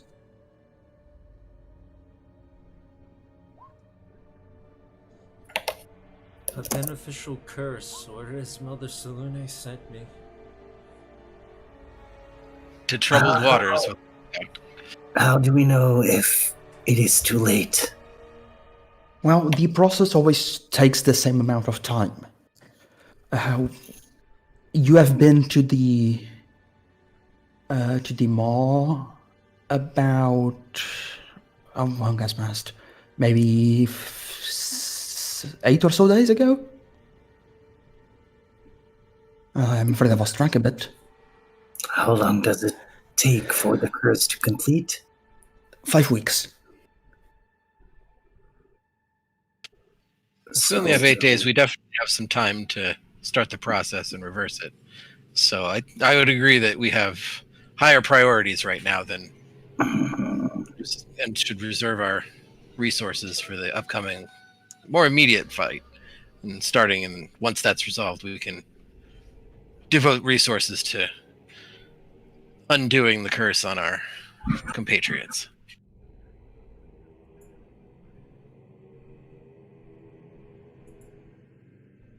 Remind me, Rith, where did you get the blessing of luck?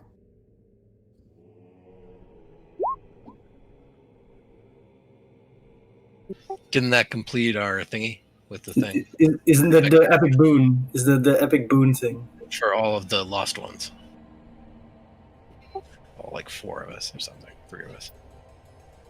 Man, I'm struggling to remember that one. If you and After we found the Brent hole, have that, if you, Brent, and Liz have that, that's from the path then.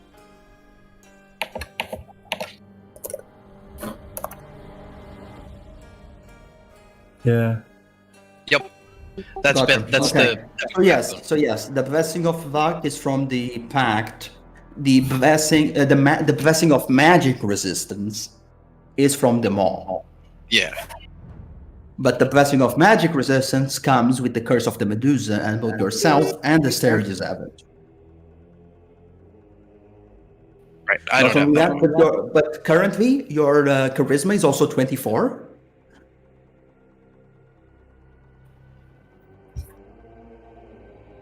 And there is one more thing, which is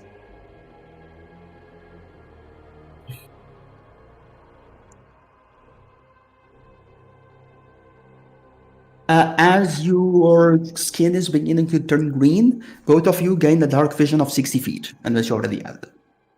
Nice.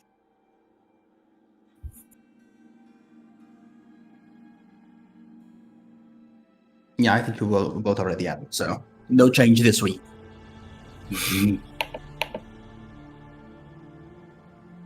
Your skin is turning sickly green, though.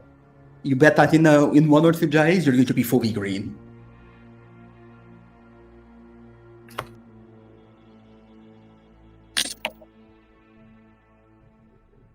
All right, but anyways,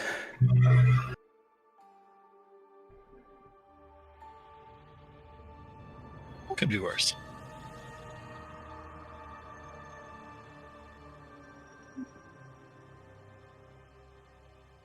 Well, then it's all good.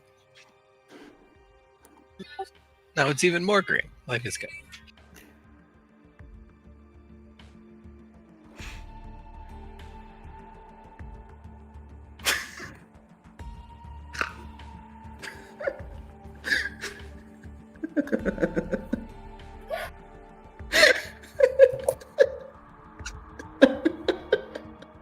I'm sorry, I had to. Okay. That's Asterius.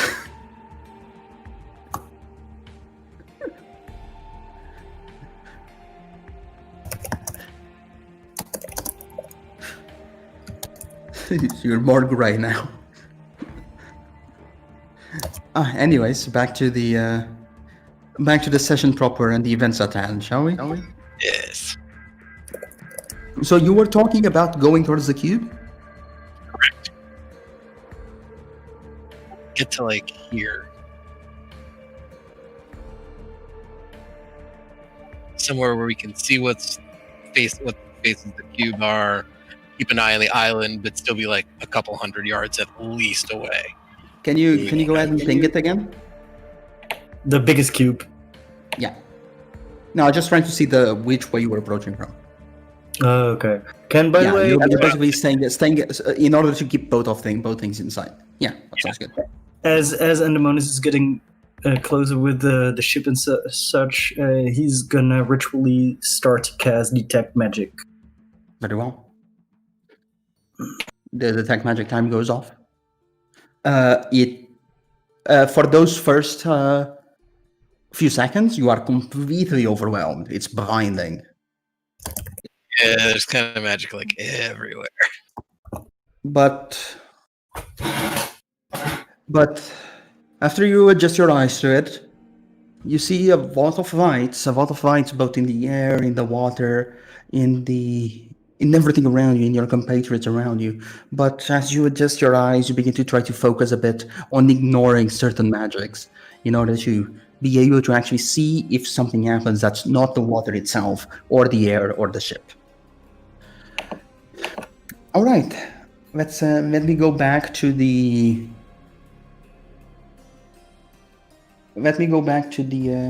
cube section here, so I can describe it fully.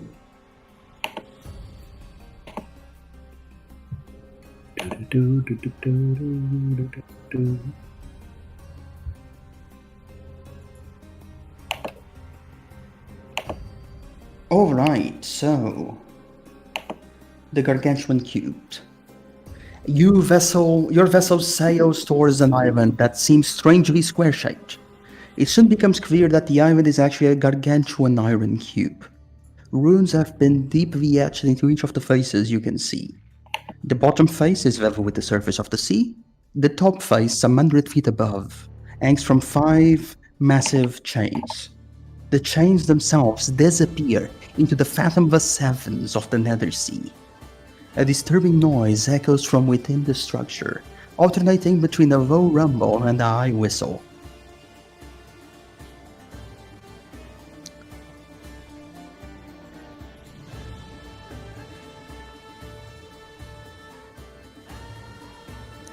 You are also at the same time close enough to see the other island, because it's right to your side, right? So I'll give you the description of the other island as well. So you are close to this small, craggy island, dominated by grey mountains and black rocky beaches. Among the mountains stand 3 incredible lifelike statues, which are similar in scale to the great colossi of Mithros.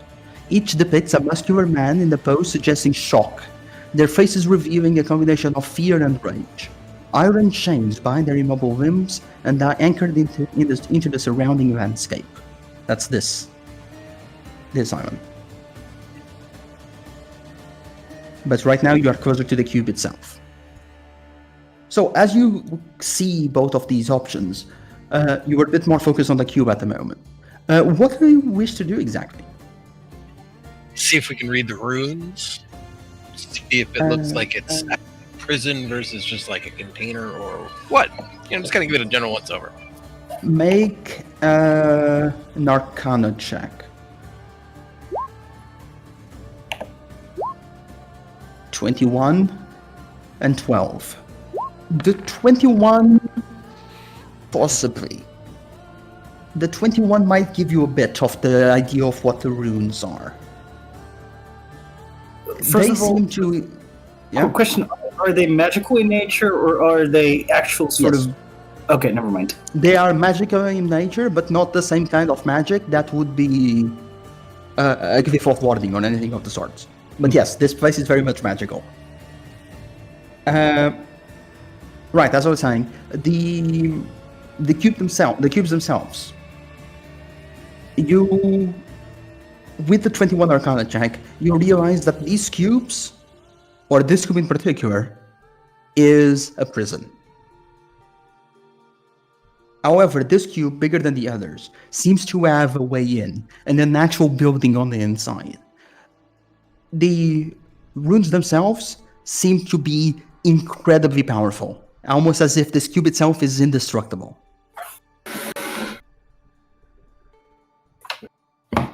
This is nothing that a simple dispel magic would work. It would require probably hundreds of dispel magics, all successful.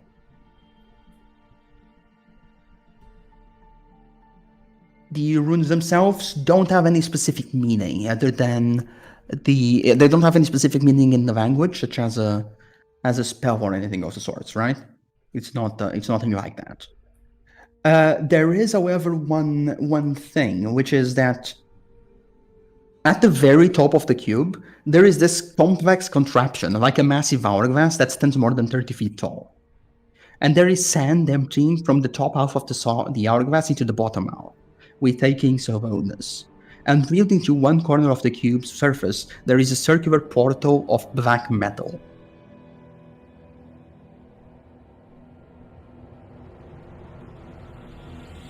Well then.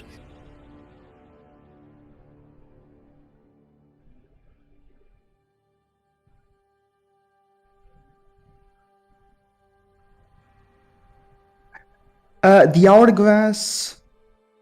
make me an intelligence. I will tell you how much there is, but I want you to make an Arcana check about the hourglass as well.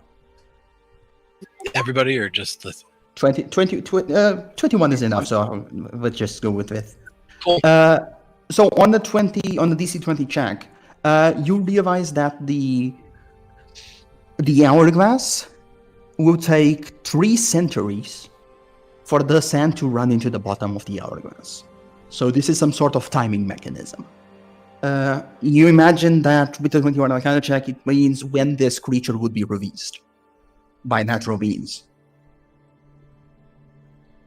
The time of its sentence, perhaps.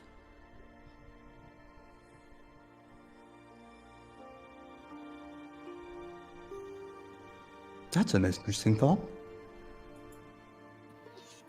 That would be a very likely possibility. Well, I personally don't want to release something deemed worthy of being put in this kind of structure without knowing exactly who, what, and why is inside. You do notice that there is some noise coming from within, but it doesn't sound like any massive creature that is bursting through or anything of the sorts. It seems like an actual building within the cube.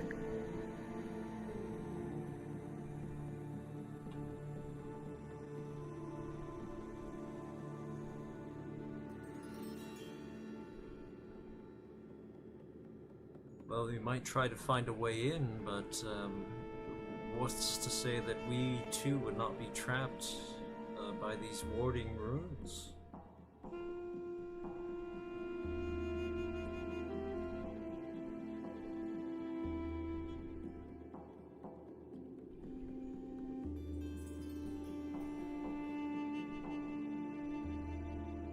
Miru, it is part of the cube itself.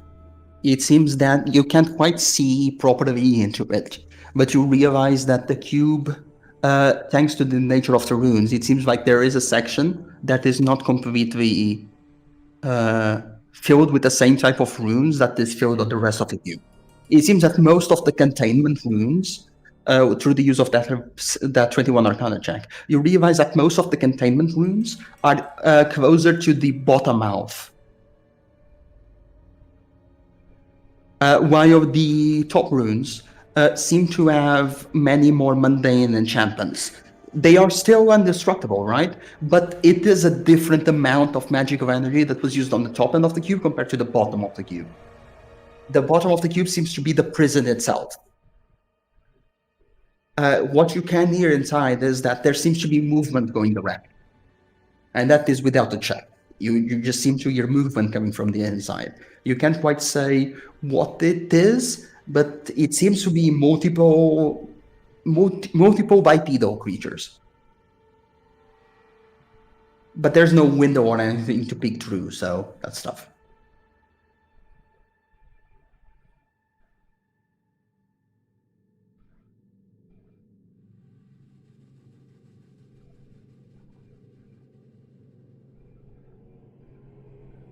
Are you thinking Miramax? Yeah. You don't have.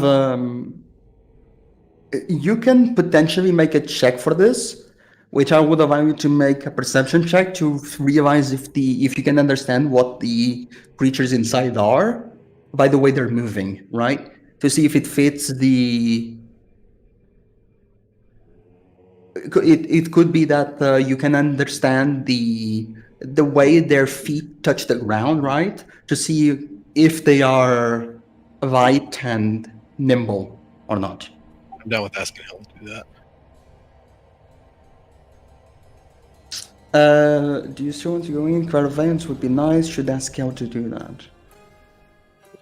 For the seeing if she can sounds of whatever. If Anemonas would ask people if they can see if they're insect people. So yeah, if you want to make the check, Anemonas suggested it. Got it. Perception. Don't need it. 25. You are pretty sure that it is not. Not because their steps seem to be much more denser, almost as if a thump instead of a shitter, right? Almost as if it's something heavy stepping on metal.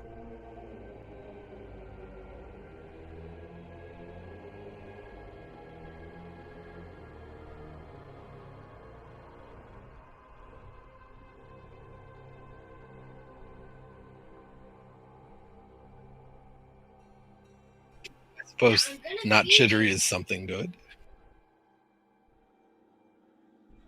Although heavy is its own set of problems, potentially. Could it possibly be a Titan or a large Cyclops that's gotten put in there?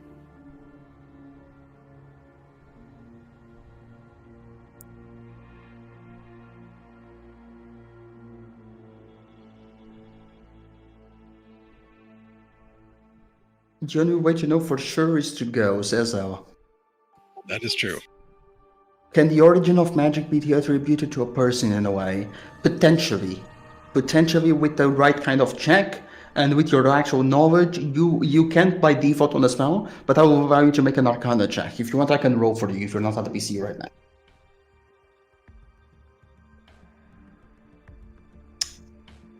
now. Alright.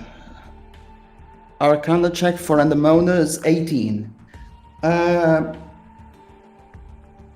Let me think about this one a bit.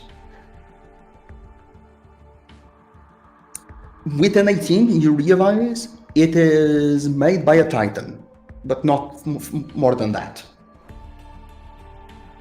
That's pretty good info, though. Just not the proper details. You don't get like what Titan or why or what exactly, but it was a Titan.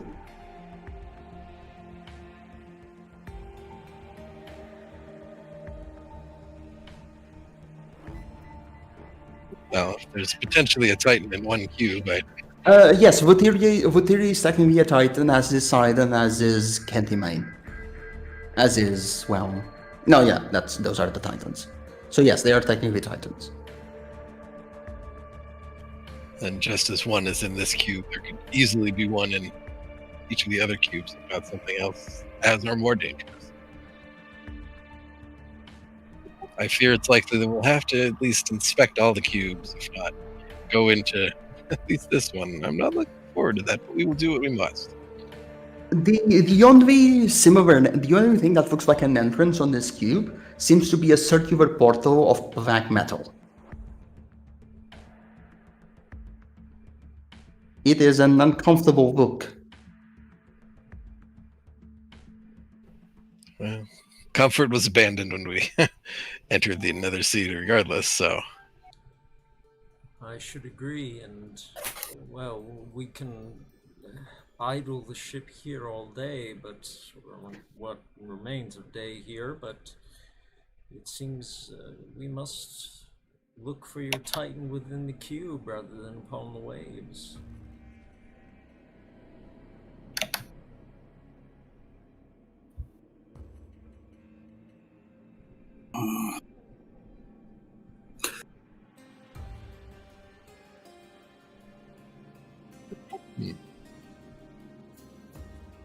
You mentioned more cubes, Lith. Maybe we should visit one of the others. Just to see if we can see what is inside there.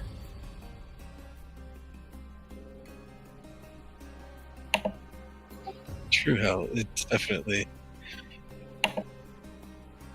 no guarantee or even potential that the area might be within the cube.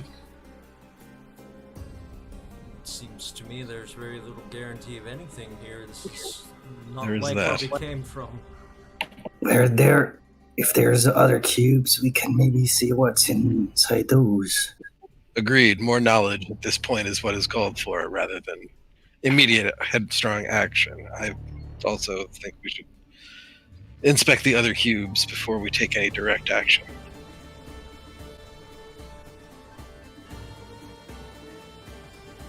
I mean, if this indeed is locked by Kentamane, it might be something benevolent, but if it is locked by Lutheria herself, I'm not sure if... malevolent. But if it is by Lutheria, it might actually help us in our journey. Potentially, but it'd be the only true way of knowing is to enter, but I think at least a cursory inspection of the other cubes to see if they're all the same kind of prison, just on a smaller scale, or something else altogether different,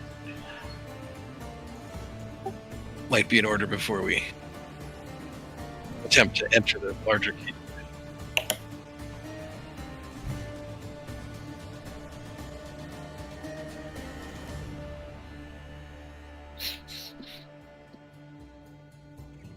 Up to you guys.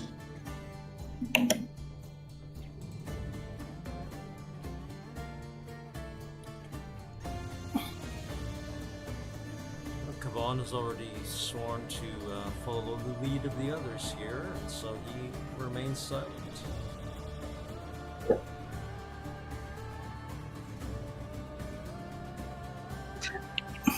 How long, Thompson, how long would it take us to get to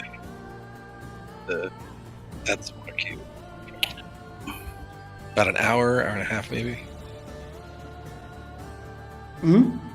How far away are the things from each other? Like, if you go from this cube to that cube, how long It is will hard that to take? say. Time seems to pass very weirdly ever since you've been to the Nether Sea. You are unsure of how much time is passing. It's very hard to keep track.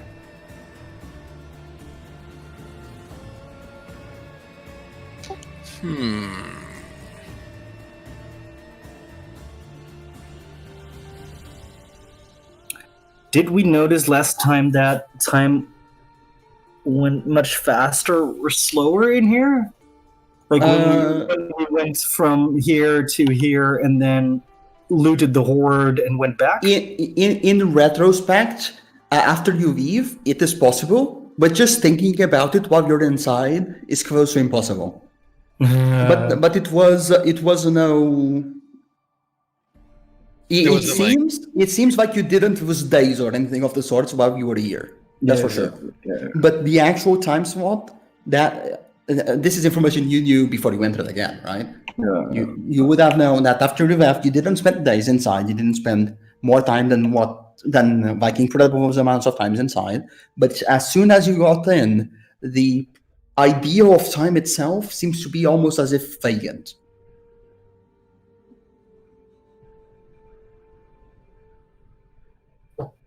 In a way, very similar to how when you sleep, sometimes an hour passes immediately, and sometimes it seems like you sleep for days.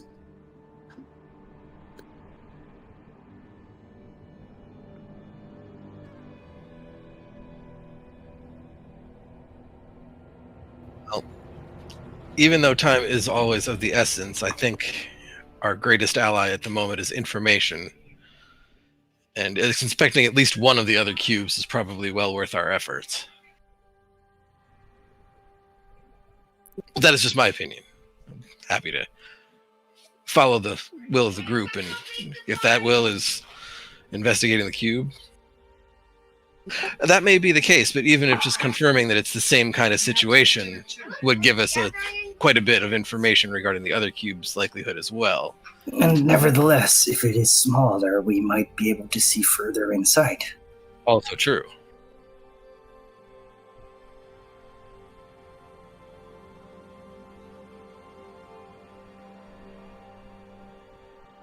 Oh, you can't see inside at all? No, Oh, the building is... okay, never mind. it's not glass. It's opaque. It's black, almost as if obsidian. It is actually iron, but it seems to be almost as if obsidian in color.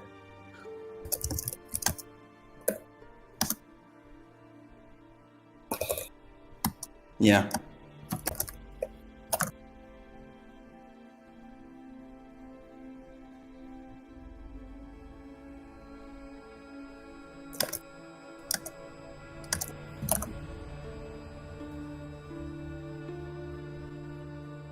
What? I'm not sure what we are. I'm not sure what that note is, Mira. When I was gone for a second, we hear things. What was the building? Here's stuff from inside in the cube. We don't know necessarily what's going on. But Oh, it's all from Weird creatures on the inside of the cube, in a way that would show that there is some sort of building inside. it's probably at least a little bit hollow. There's definitely something moving around inside, but we don't know. Basically, the information that you can easily learn from examining this cube is this: it is not just a single box. Yeah. There is more to it than that. There are bipedal creatures inside, which are not insects. If we can hear them, maybe they can hear us. We can just ask.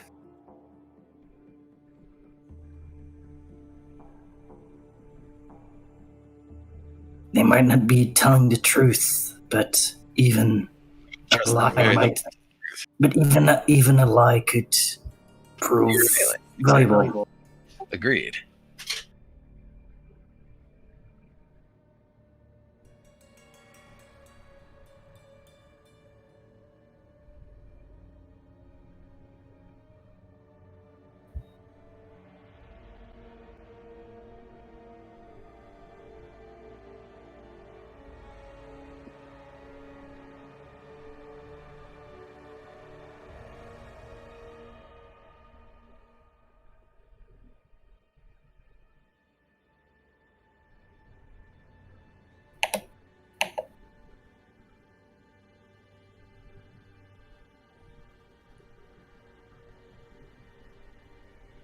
How wild is the sea here? Very calm, very soothing. We could just move closer with the ship and shout.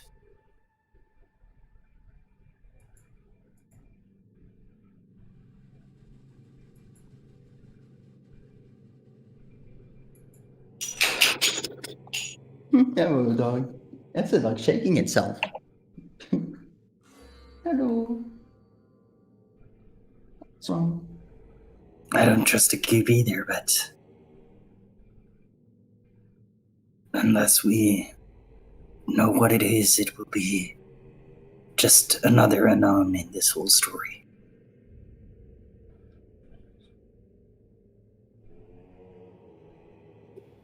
Well, I think we all agree that the cube is untrustworthy, regardless of whether the occupant may or may not be beneficial to our cause. But if you're here to face a Titan, then you should be prepared to face a cube, perhaps. The cube of death, whatever it may be, I'd say we move closer. You're going to take a nap in Lutheria's domain of dreams? Okay. I'm not sure I want to see what happens.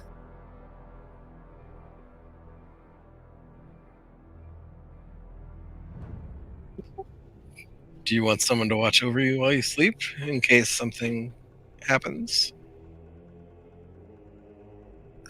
That sounds somewhat weird. Admittedly, what are you going to do? How else am I supposed to phrase that?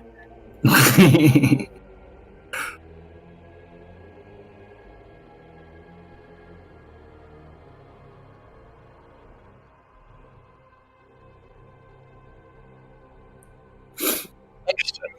I'll focus my efforts on the cube, and should you wake and have information, by all means, let us know as soon as possible.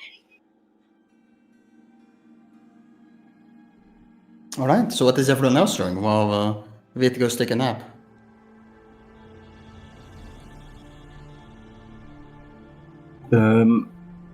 Endomonas asks basically Grant and Asterius to bring the ship closer to the cube, as close as we can get, basically. Yeah, you guys do that. Slowly move towards the cube, trying to not collide against it. Easily enough with this ComC. Once again, I will remind you that this place is eerily quiet, and only when you actually try to focus the sound on the cube itself is when you actually begin to notice the thumping sound of steps inside. But the water itself provides no noise other than this little sizzling against the ship itself. It's very calm, very soothing. Vith, you managed to fall asleep incredibly quickly. It is like, even though this is a stressful situation, it's like you're just serenaded.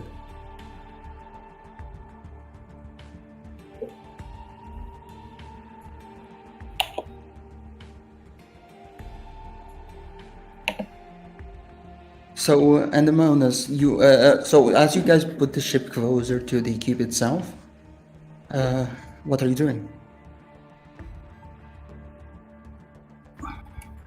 Should we just yell at the cube, see if they respond?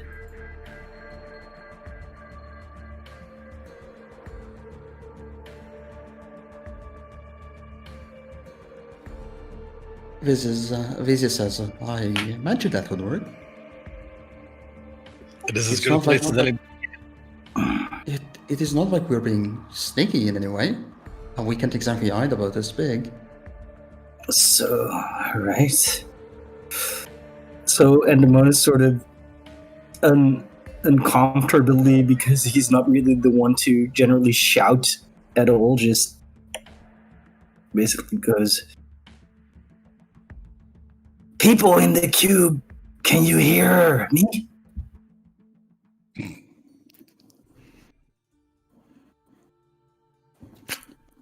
You wait some awkward 5 seconds, 10 seconds, 15 seconds. You hear nothing but the ship itself and the water sizzling against it.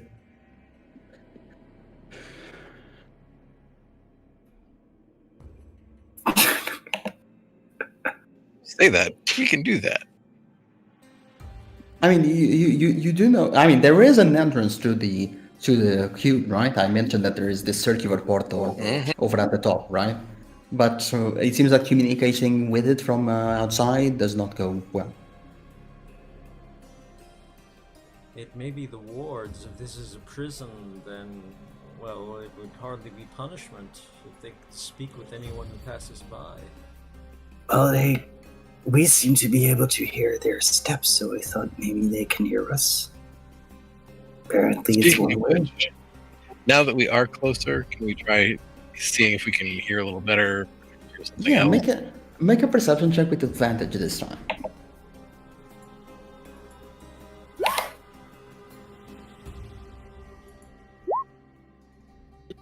Hey, it rolled in time. Yay. So, with the 20 and the 18, you notice that the bipedal creatures are most likely human or human-like, or potentially a bit heavier than that. They are humanoids in a way, right? But you also hear some other things, especially Kavan with the 27. You hear a few more things. Some of them seem to be probably a bit uncomfortable. There seems to be a sound that only a druid such as yourself with a roll as high as that can figure out what it is. It literally is purple worms. A lot of them. Some that are babies, some that are adults, but hundreds of purple worms. Kavan puts his hands upon the railing of the ship and leans forward as if to confirm what his ears are telling him. And then he explains to the others, I hear what we call purple worms in my world. Hundreds of them possibly, but normally these would be great creatures digging deep under the earth. Massive. What do they seem to be doing? I thought we heard footsteps. I do. They are there, but also the worms moving about. Do they seem to live in... How do they say that? Balance of each other? I don't know, foreign speak. Harmony? Harmony, that's the word. Thanks, Guthix.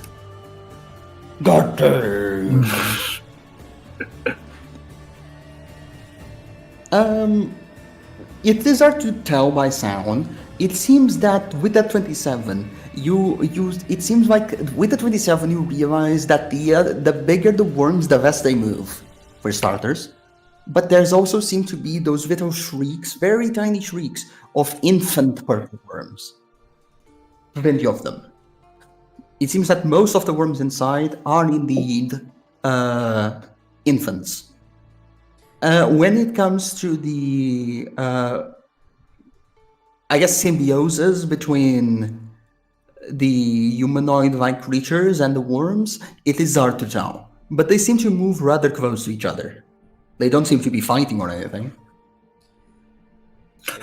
Tom, Kavan. when you mentioned... I was gone at the time, so I missed that, I think, with a couple of seconds. I got that there were runes that were basically sort of a timer. Do we know? No, there is an hourglass on the top of the cube that seems to that Vid figured out that it is a timer that still has 3 centuries left. Okay. And Kavan comments to the others, there are some larger purple worms, but they don't seem to be moving much. The majority are just infants. I can hear they make a sort of screeching sound. The humanoids, they're close by, and it does not sound like they're fighting. Worm Farm definitely seems to be the So if possibility. this farm, as you say, is set for 300 centuries from now, 3 centuries, and maybe the other cubes are set for a date that is very close, if you know what I mean. Potentially. I am afraid that just to be sure we don't have to fight anything extra on the day the Oath of Peace runs out, we might need to check all the other cubes and, if possible, either extend their timer, so to speak, or destroy them in some other way. I think it might be worth checking, but I wouldn't necessarily try to. Well, you guys are on the boat, so we'll be quick to go to the other ones as quick as it can happen in this At least one of the other ones. in this realm. Yeah. Tom, you mentioned an hourglass. Does it seem like the hourglass can be refilled? I mean, if it's turned upside down, yeah. That's what But Kamal was it's- about to say. You could turn it But upside it down. is, but it is quite a big construct, and you're not sure if you can turn it manually. First of all, you're far away from it, and Yeah. to be fair, it seems to be at the halfway point. So turning it upside this one, particularly turning it upside down, wouldn't be doing Not necessarily this one, but this Possibly, type of possibly. hourglass. With- Okay, with- it's not a it- magical. you are thing not- that- yeah, okay. You are not within 5 feet of it. You are not investigating it properly. You're seeing it from afar. It's not even in the reach of your detect magic. It is hard to say for sure, but you never know. With enough strength and, well, fucking barbarians, who knows? Yeah. Okay. If not, there could potentially be a mechanism inside, right? If it is mechanical in any way. Yeah. Or magic. Well, magic is always an option.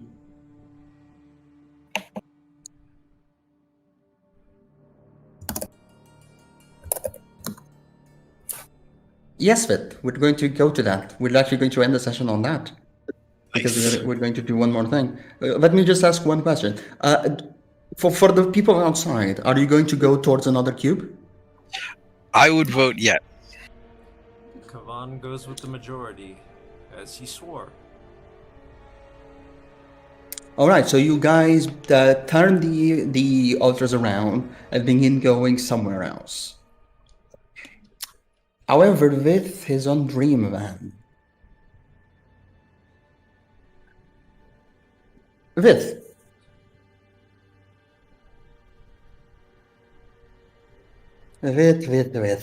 Why did you fall asleep?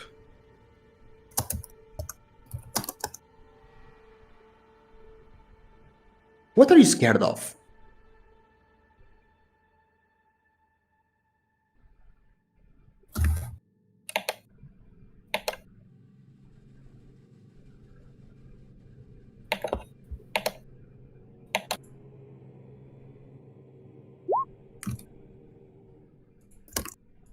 Okay, in that case, I'm going to give you 5 different names of typical nightmares that exist within people many times, right? A lot of these are nightmares that actually exist between multiple humans throughout all of eternity, both in real life and on this setting. Falling in the sleep. Does that have an outward to you guys? Falling in your sleep on a dream? On a dream? I imagine this is Yes. something that doesn't very affect Vith, as after all, Vith can fly. So you're not really scared of that. What about, do you know that one? The drowning. Probably not doesn't affect you much either. You have capabilities of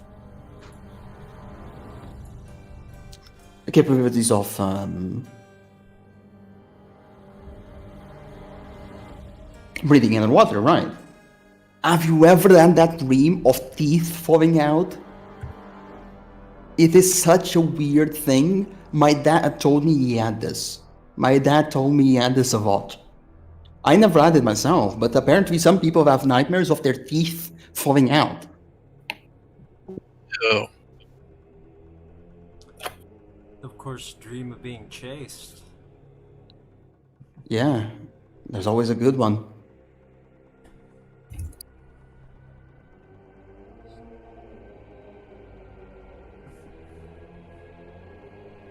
And there's always those with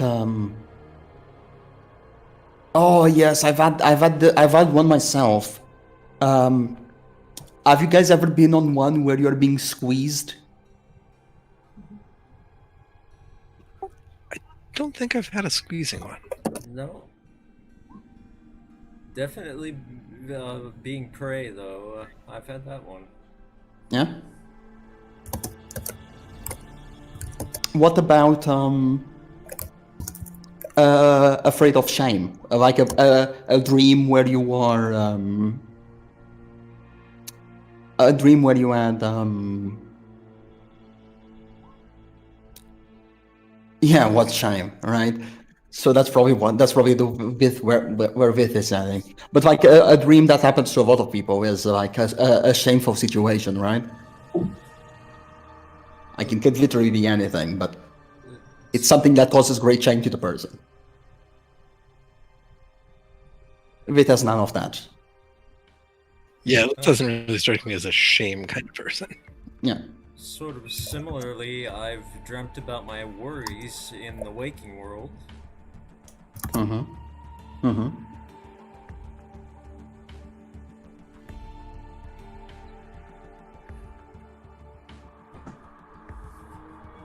So Vith, you think the one that being chased.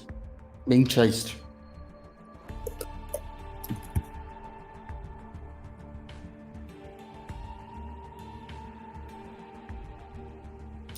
chased. All right.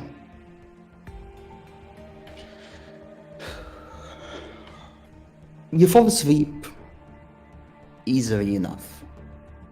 It is almost as if you are being slumbered into sleep. And it is a bit of a different experience to your regular sleep. It honestly feels a lot like lucid dreaming. Like you are relaxed, calm, concentrated breath. But there's something about it. Your mind doesn't turn off, even though your body reaches a complete bliss of calm. You open your eyes and you are sleeping yet awake.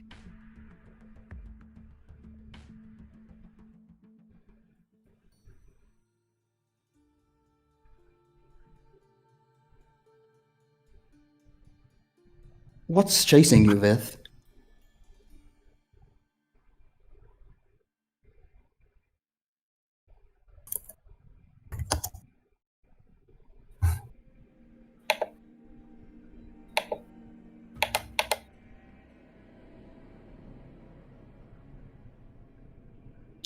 Ever since Asterius was mind controlled by Lutheria not too long ago, it seems that it got to you.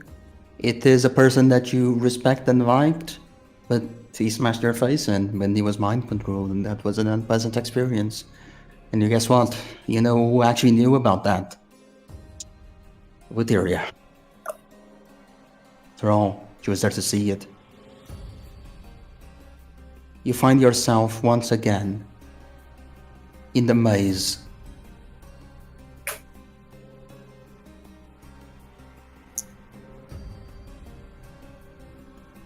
The same maze that you've been once before. The maze where you did one of your great deeds, or great labors as they were called, on receiving Xander's armor. At that time you had fought a Minotaur. It was impressive, incredible, big, and an incredible difficult fight for you all at the time.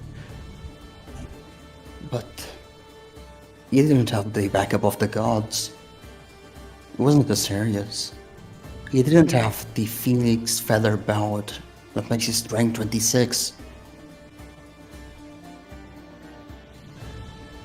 You look back as you are finding yourself in the maze, and you see Asterius pop around the corner. And without a movement of hesitation, you see his eyes are blood red. He does the classic, pulling his hoof twice back, and he charges at you with no weapon.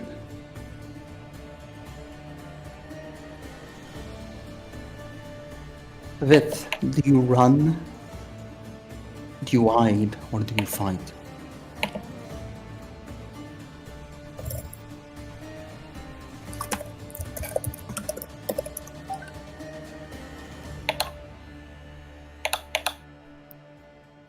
You start a bit far away from Mysterious.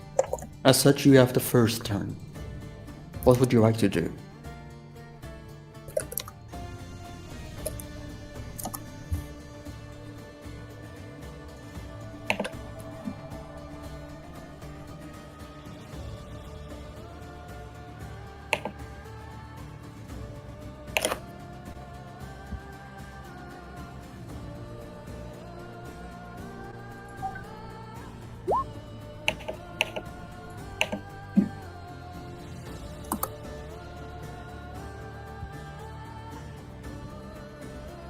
You cast Hold Person on Asterius. He stops for just a second before he removes his mask. You realize that it might look like Asterius, but there's one thing for sure. This isn't human or humanoid. This is incomprehensible. You win the turn and another action, yet Asterius is clear of the effect, and he is no longer targetable by Old Person. He is now no longer a humanoid, but a monstrosity.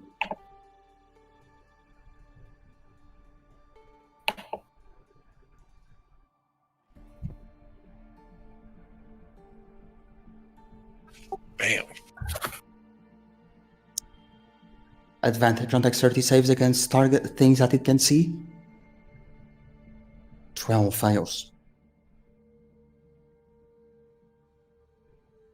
Minus 22 hit points? Yeah? 23. Yeah, 23 hit points. Or is it 20 because those three aren't included? Yeah, so 20. Oh, yeah. Minus 20 hit points. At this point, you begin backing up. And this is when the maze begins to come into play. We're not going to use rules for combat. We're going to use rules for chase. Specifically, chase with complications as you are in the maze. Asterius' favorite terrain. Yeah. The first thing I want you to do with it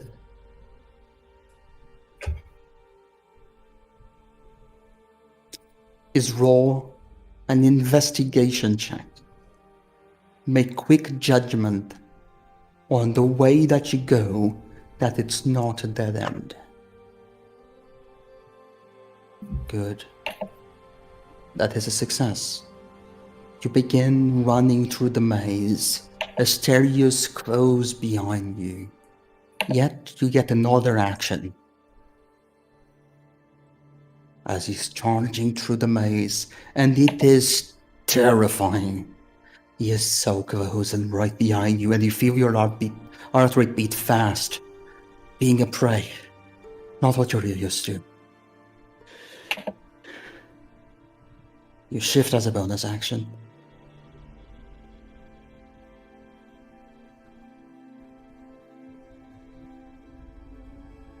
Still have an action.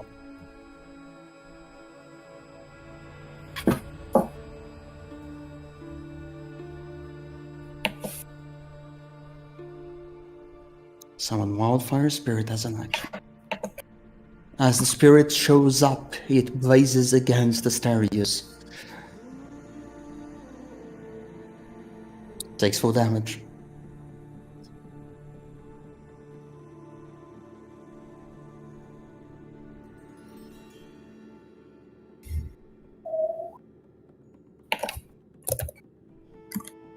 He has lost a total of 36 hit points.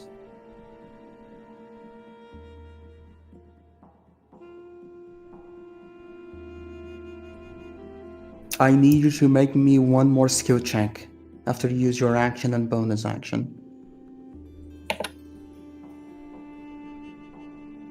Which is going to be whatever you think is fitting, as long as it's not investigation and is fitting for running away in a maze.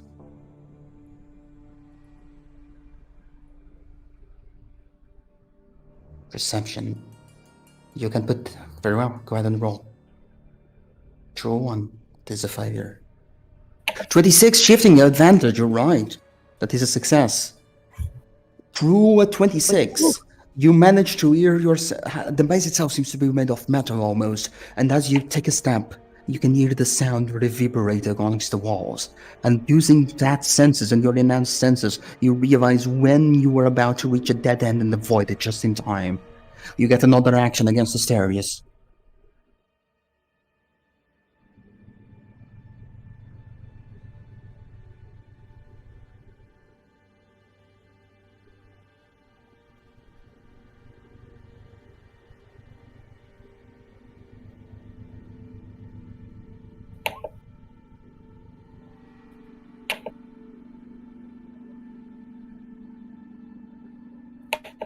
How many are those? What? Hold on. What's that, level 3 Scorching Ray? That's a third level Scorching Ray? Fourth level Scorching Ray. Well, 12 misses, 14 misses, 11 misses. Oh no, wait, 14 hits. Oh, he has no armor.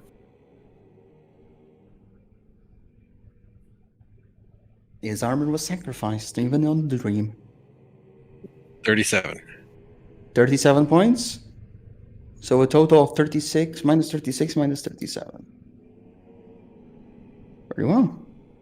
7 total. All right, Vith, you are doing a good job. You managed to relax a bit, but he still seems to rush at full speed. 25 hits. Minus 11.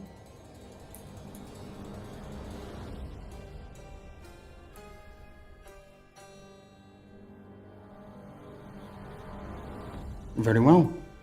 Once again, one skill check. This time, it cannot use wisdom.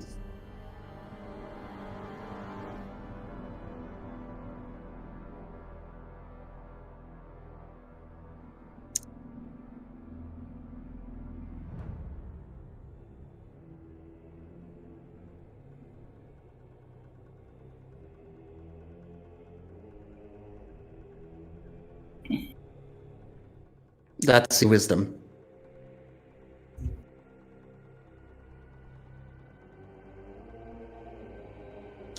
That's wisdom, so no wisdom on this one. It's Vuteria's realm. She is No, I think this time you could. no investigation check and no wisdom. Those are those are the Vox right now. Something else. No investigation check and no wisdom. That should be something different than those.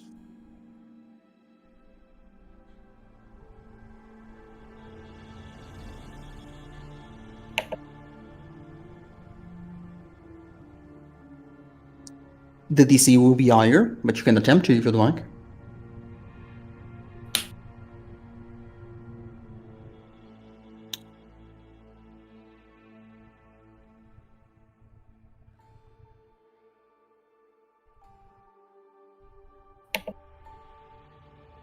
What does this look like?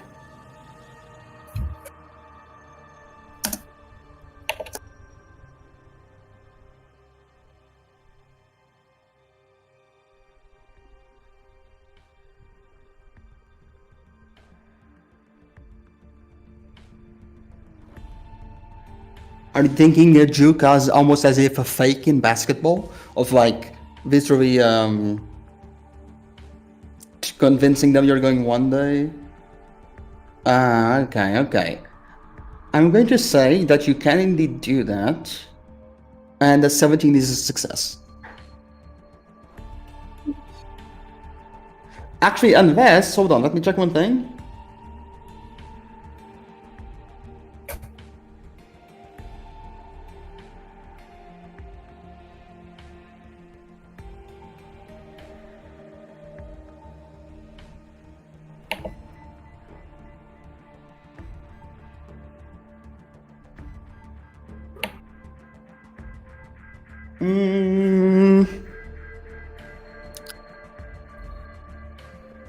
No, sure.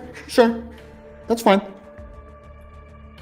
Go ahead and take another action without getting it yourself. Nice. As you fake to go one way and you go the other way, you meant to pass right next to Aserius, and he isn't quick enough on realizing your fake.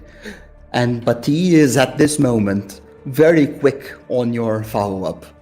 After all, you might have passed by him, but you had to go past him, which means he's now much, much closer. Whatever is your next check can't be a fake, can't be wisdom-based, and can't be an investigation check. And the DC is higher.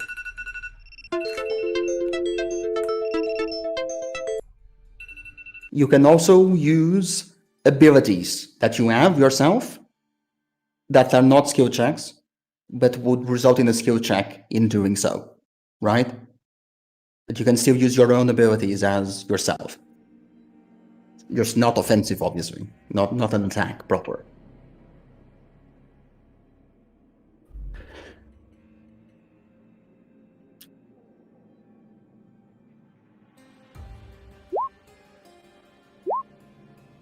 Holy shit.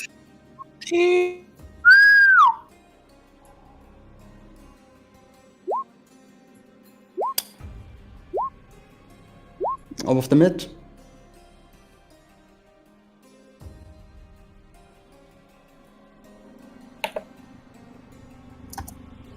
Someone add me that damage?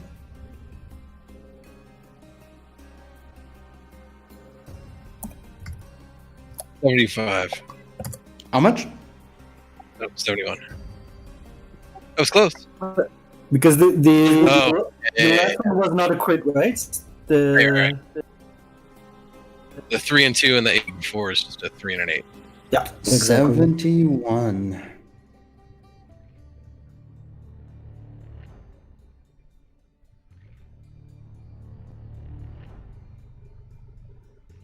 You turn around, you face Asterius once more. He is so close, but you are quicker. You cast the barrage of scorching rays without a moment of hesitation. You are at home with the fire, and the fire hits Asterius, and it hits again, and it hits again, and it hits again, and it hits again, and you can smell the burned flesh and fur.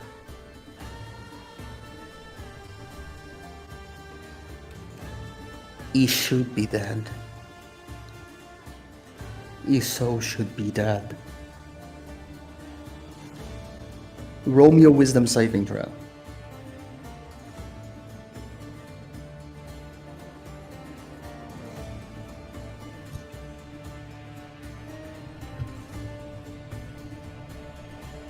He should be dead. But he isn't. And that means this isn't over yet. You teleport away instead of panicking through the use of the wildfire spirit. There is only one last check that I need you to make. This time it's going to be my choice.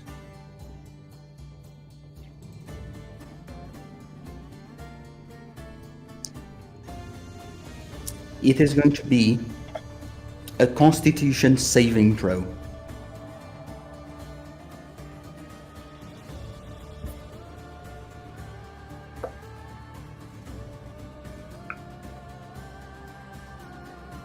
That's a success.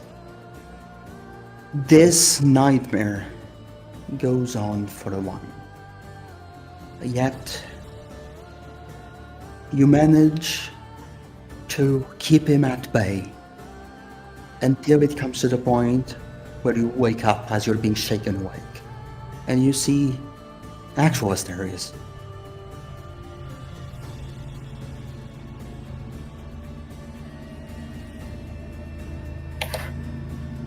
You took no damage, but your spell slots are still spent.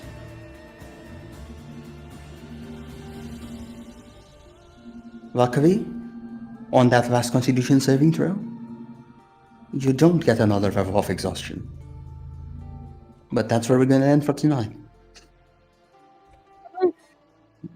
Does Asterius look undamaged? Fine. Yes, fine. Oof. That was the That's what a spell. good session. Quality.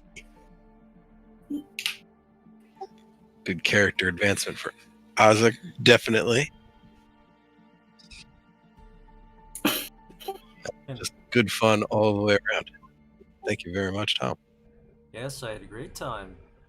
No, thank you for playing. Thank you for playing. I'm definitely proud of this one. As you First should time, be. That's great. And we had viewers throughout, so I think you had people very on their edge. Damn, it's good. And they made friends with the sea serpent, so I'm happy. Oh boy, a sea serpent. God. Oh man, the sea serpent. Yeah, my animal Ethan, companion is a word. sea serpent.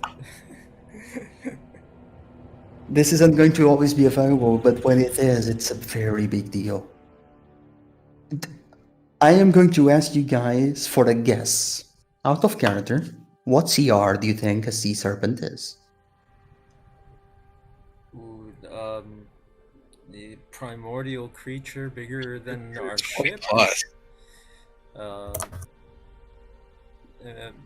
Maybe 20? 20 to 30? I'd get at least 20, yeah. 25 because it's so freaking big. Because going by the image, it dwarfs our ship. It is 21. We chose. Yeah. It is a CR 21 by default. Jeez. Wow. I checked its stat log. I didn't expect to do it at C until you told me earlier, so it was kind of an in-the-moment decision. But I looked at all the creatures that were available and unique to this campaign, and a lot of them were straight up evil, and this one wasn't. It was simply a beast. A monstrosity, technically, but more of a beast the same way an owlbear is.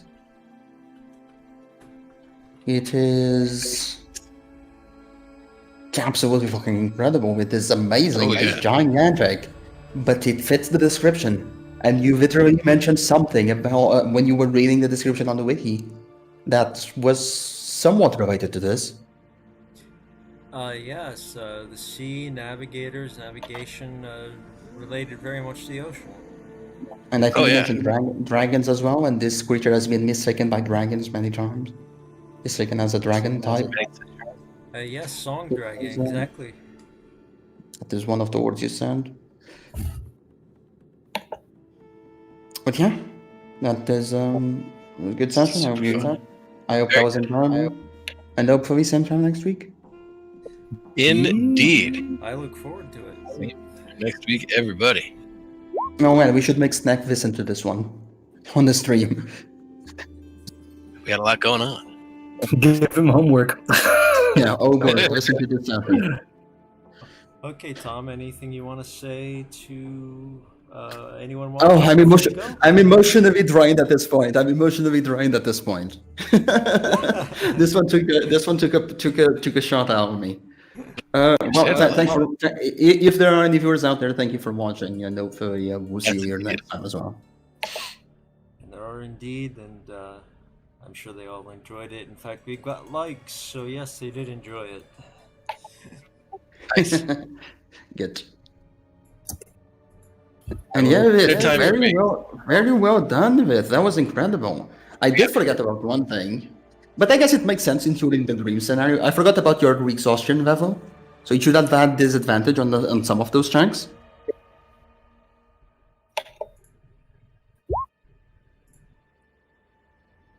So I think that would have made you. I think I would have failed you on the persuasion check on the fake, considering you had the vert, because I forgot it was a 13 and not a 17. Oh.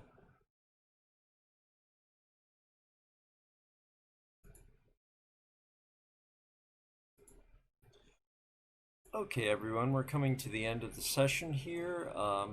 I am just going to thank GM Tompson, as always, for hosting great sessions. He's a fantastic storyteller, I think, and I look forward to streaming him again next week. We'll have, once again, 2 sessions in a row. So thank you, everyone, for watching. Thank you for supporting the cause behind this streamathon, which is to introduce virtual tabletop gaming to disabled and chronically ill gamers out there. So I hope those of you who've never heard of it enjoy it. And if you do happen to be disabled and you're seeing this as a good sociable hobby, well, then I would really encourage you to try it. So once again, thank you everybody for watching, for tuning in to all of these streams, and I might have something for you later tonight. Have a good one.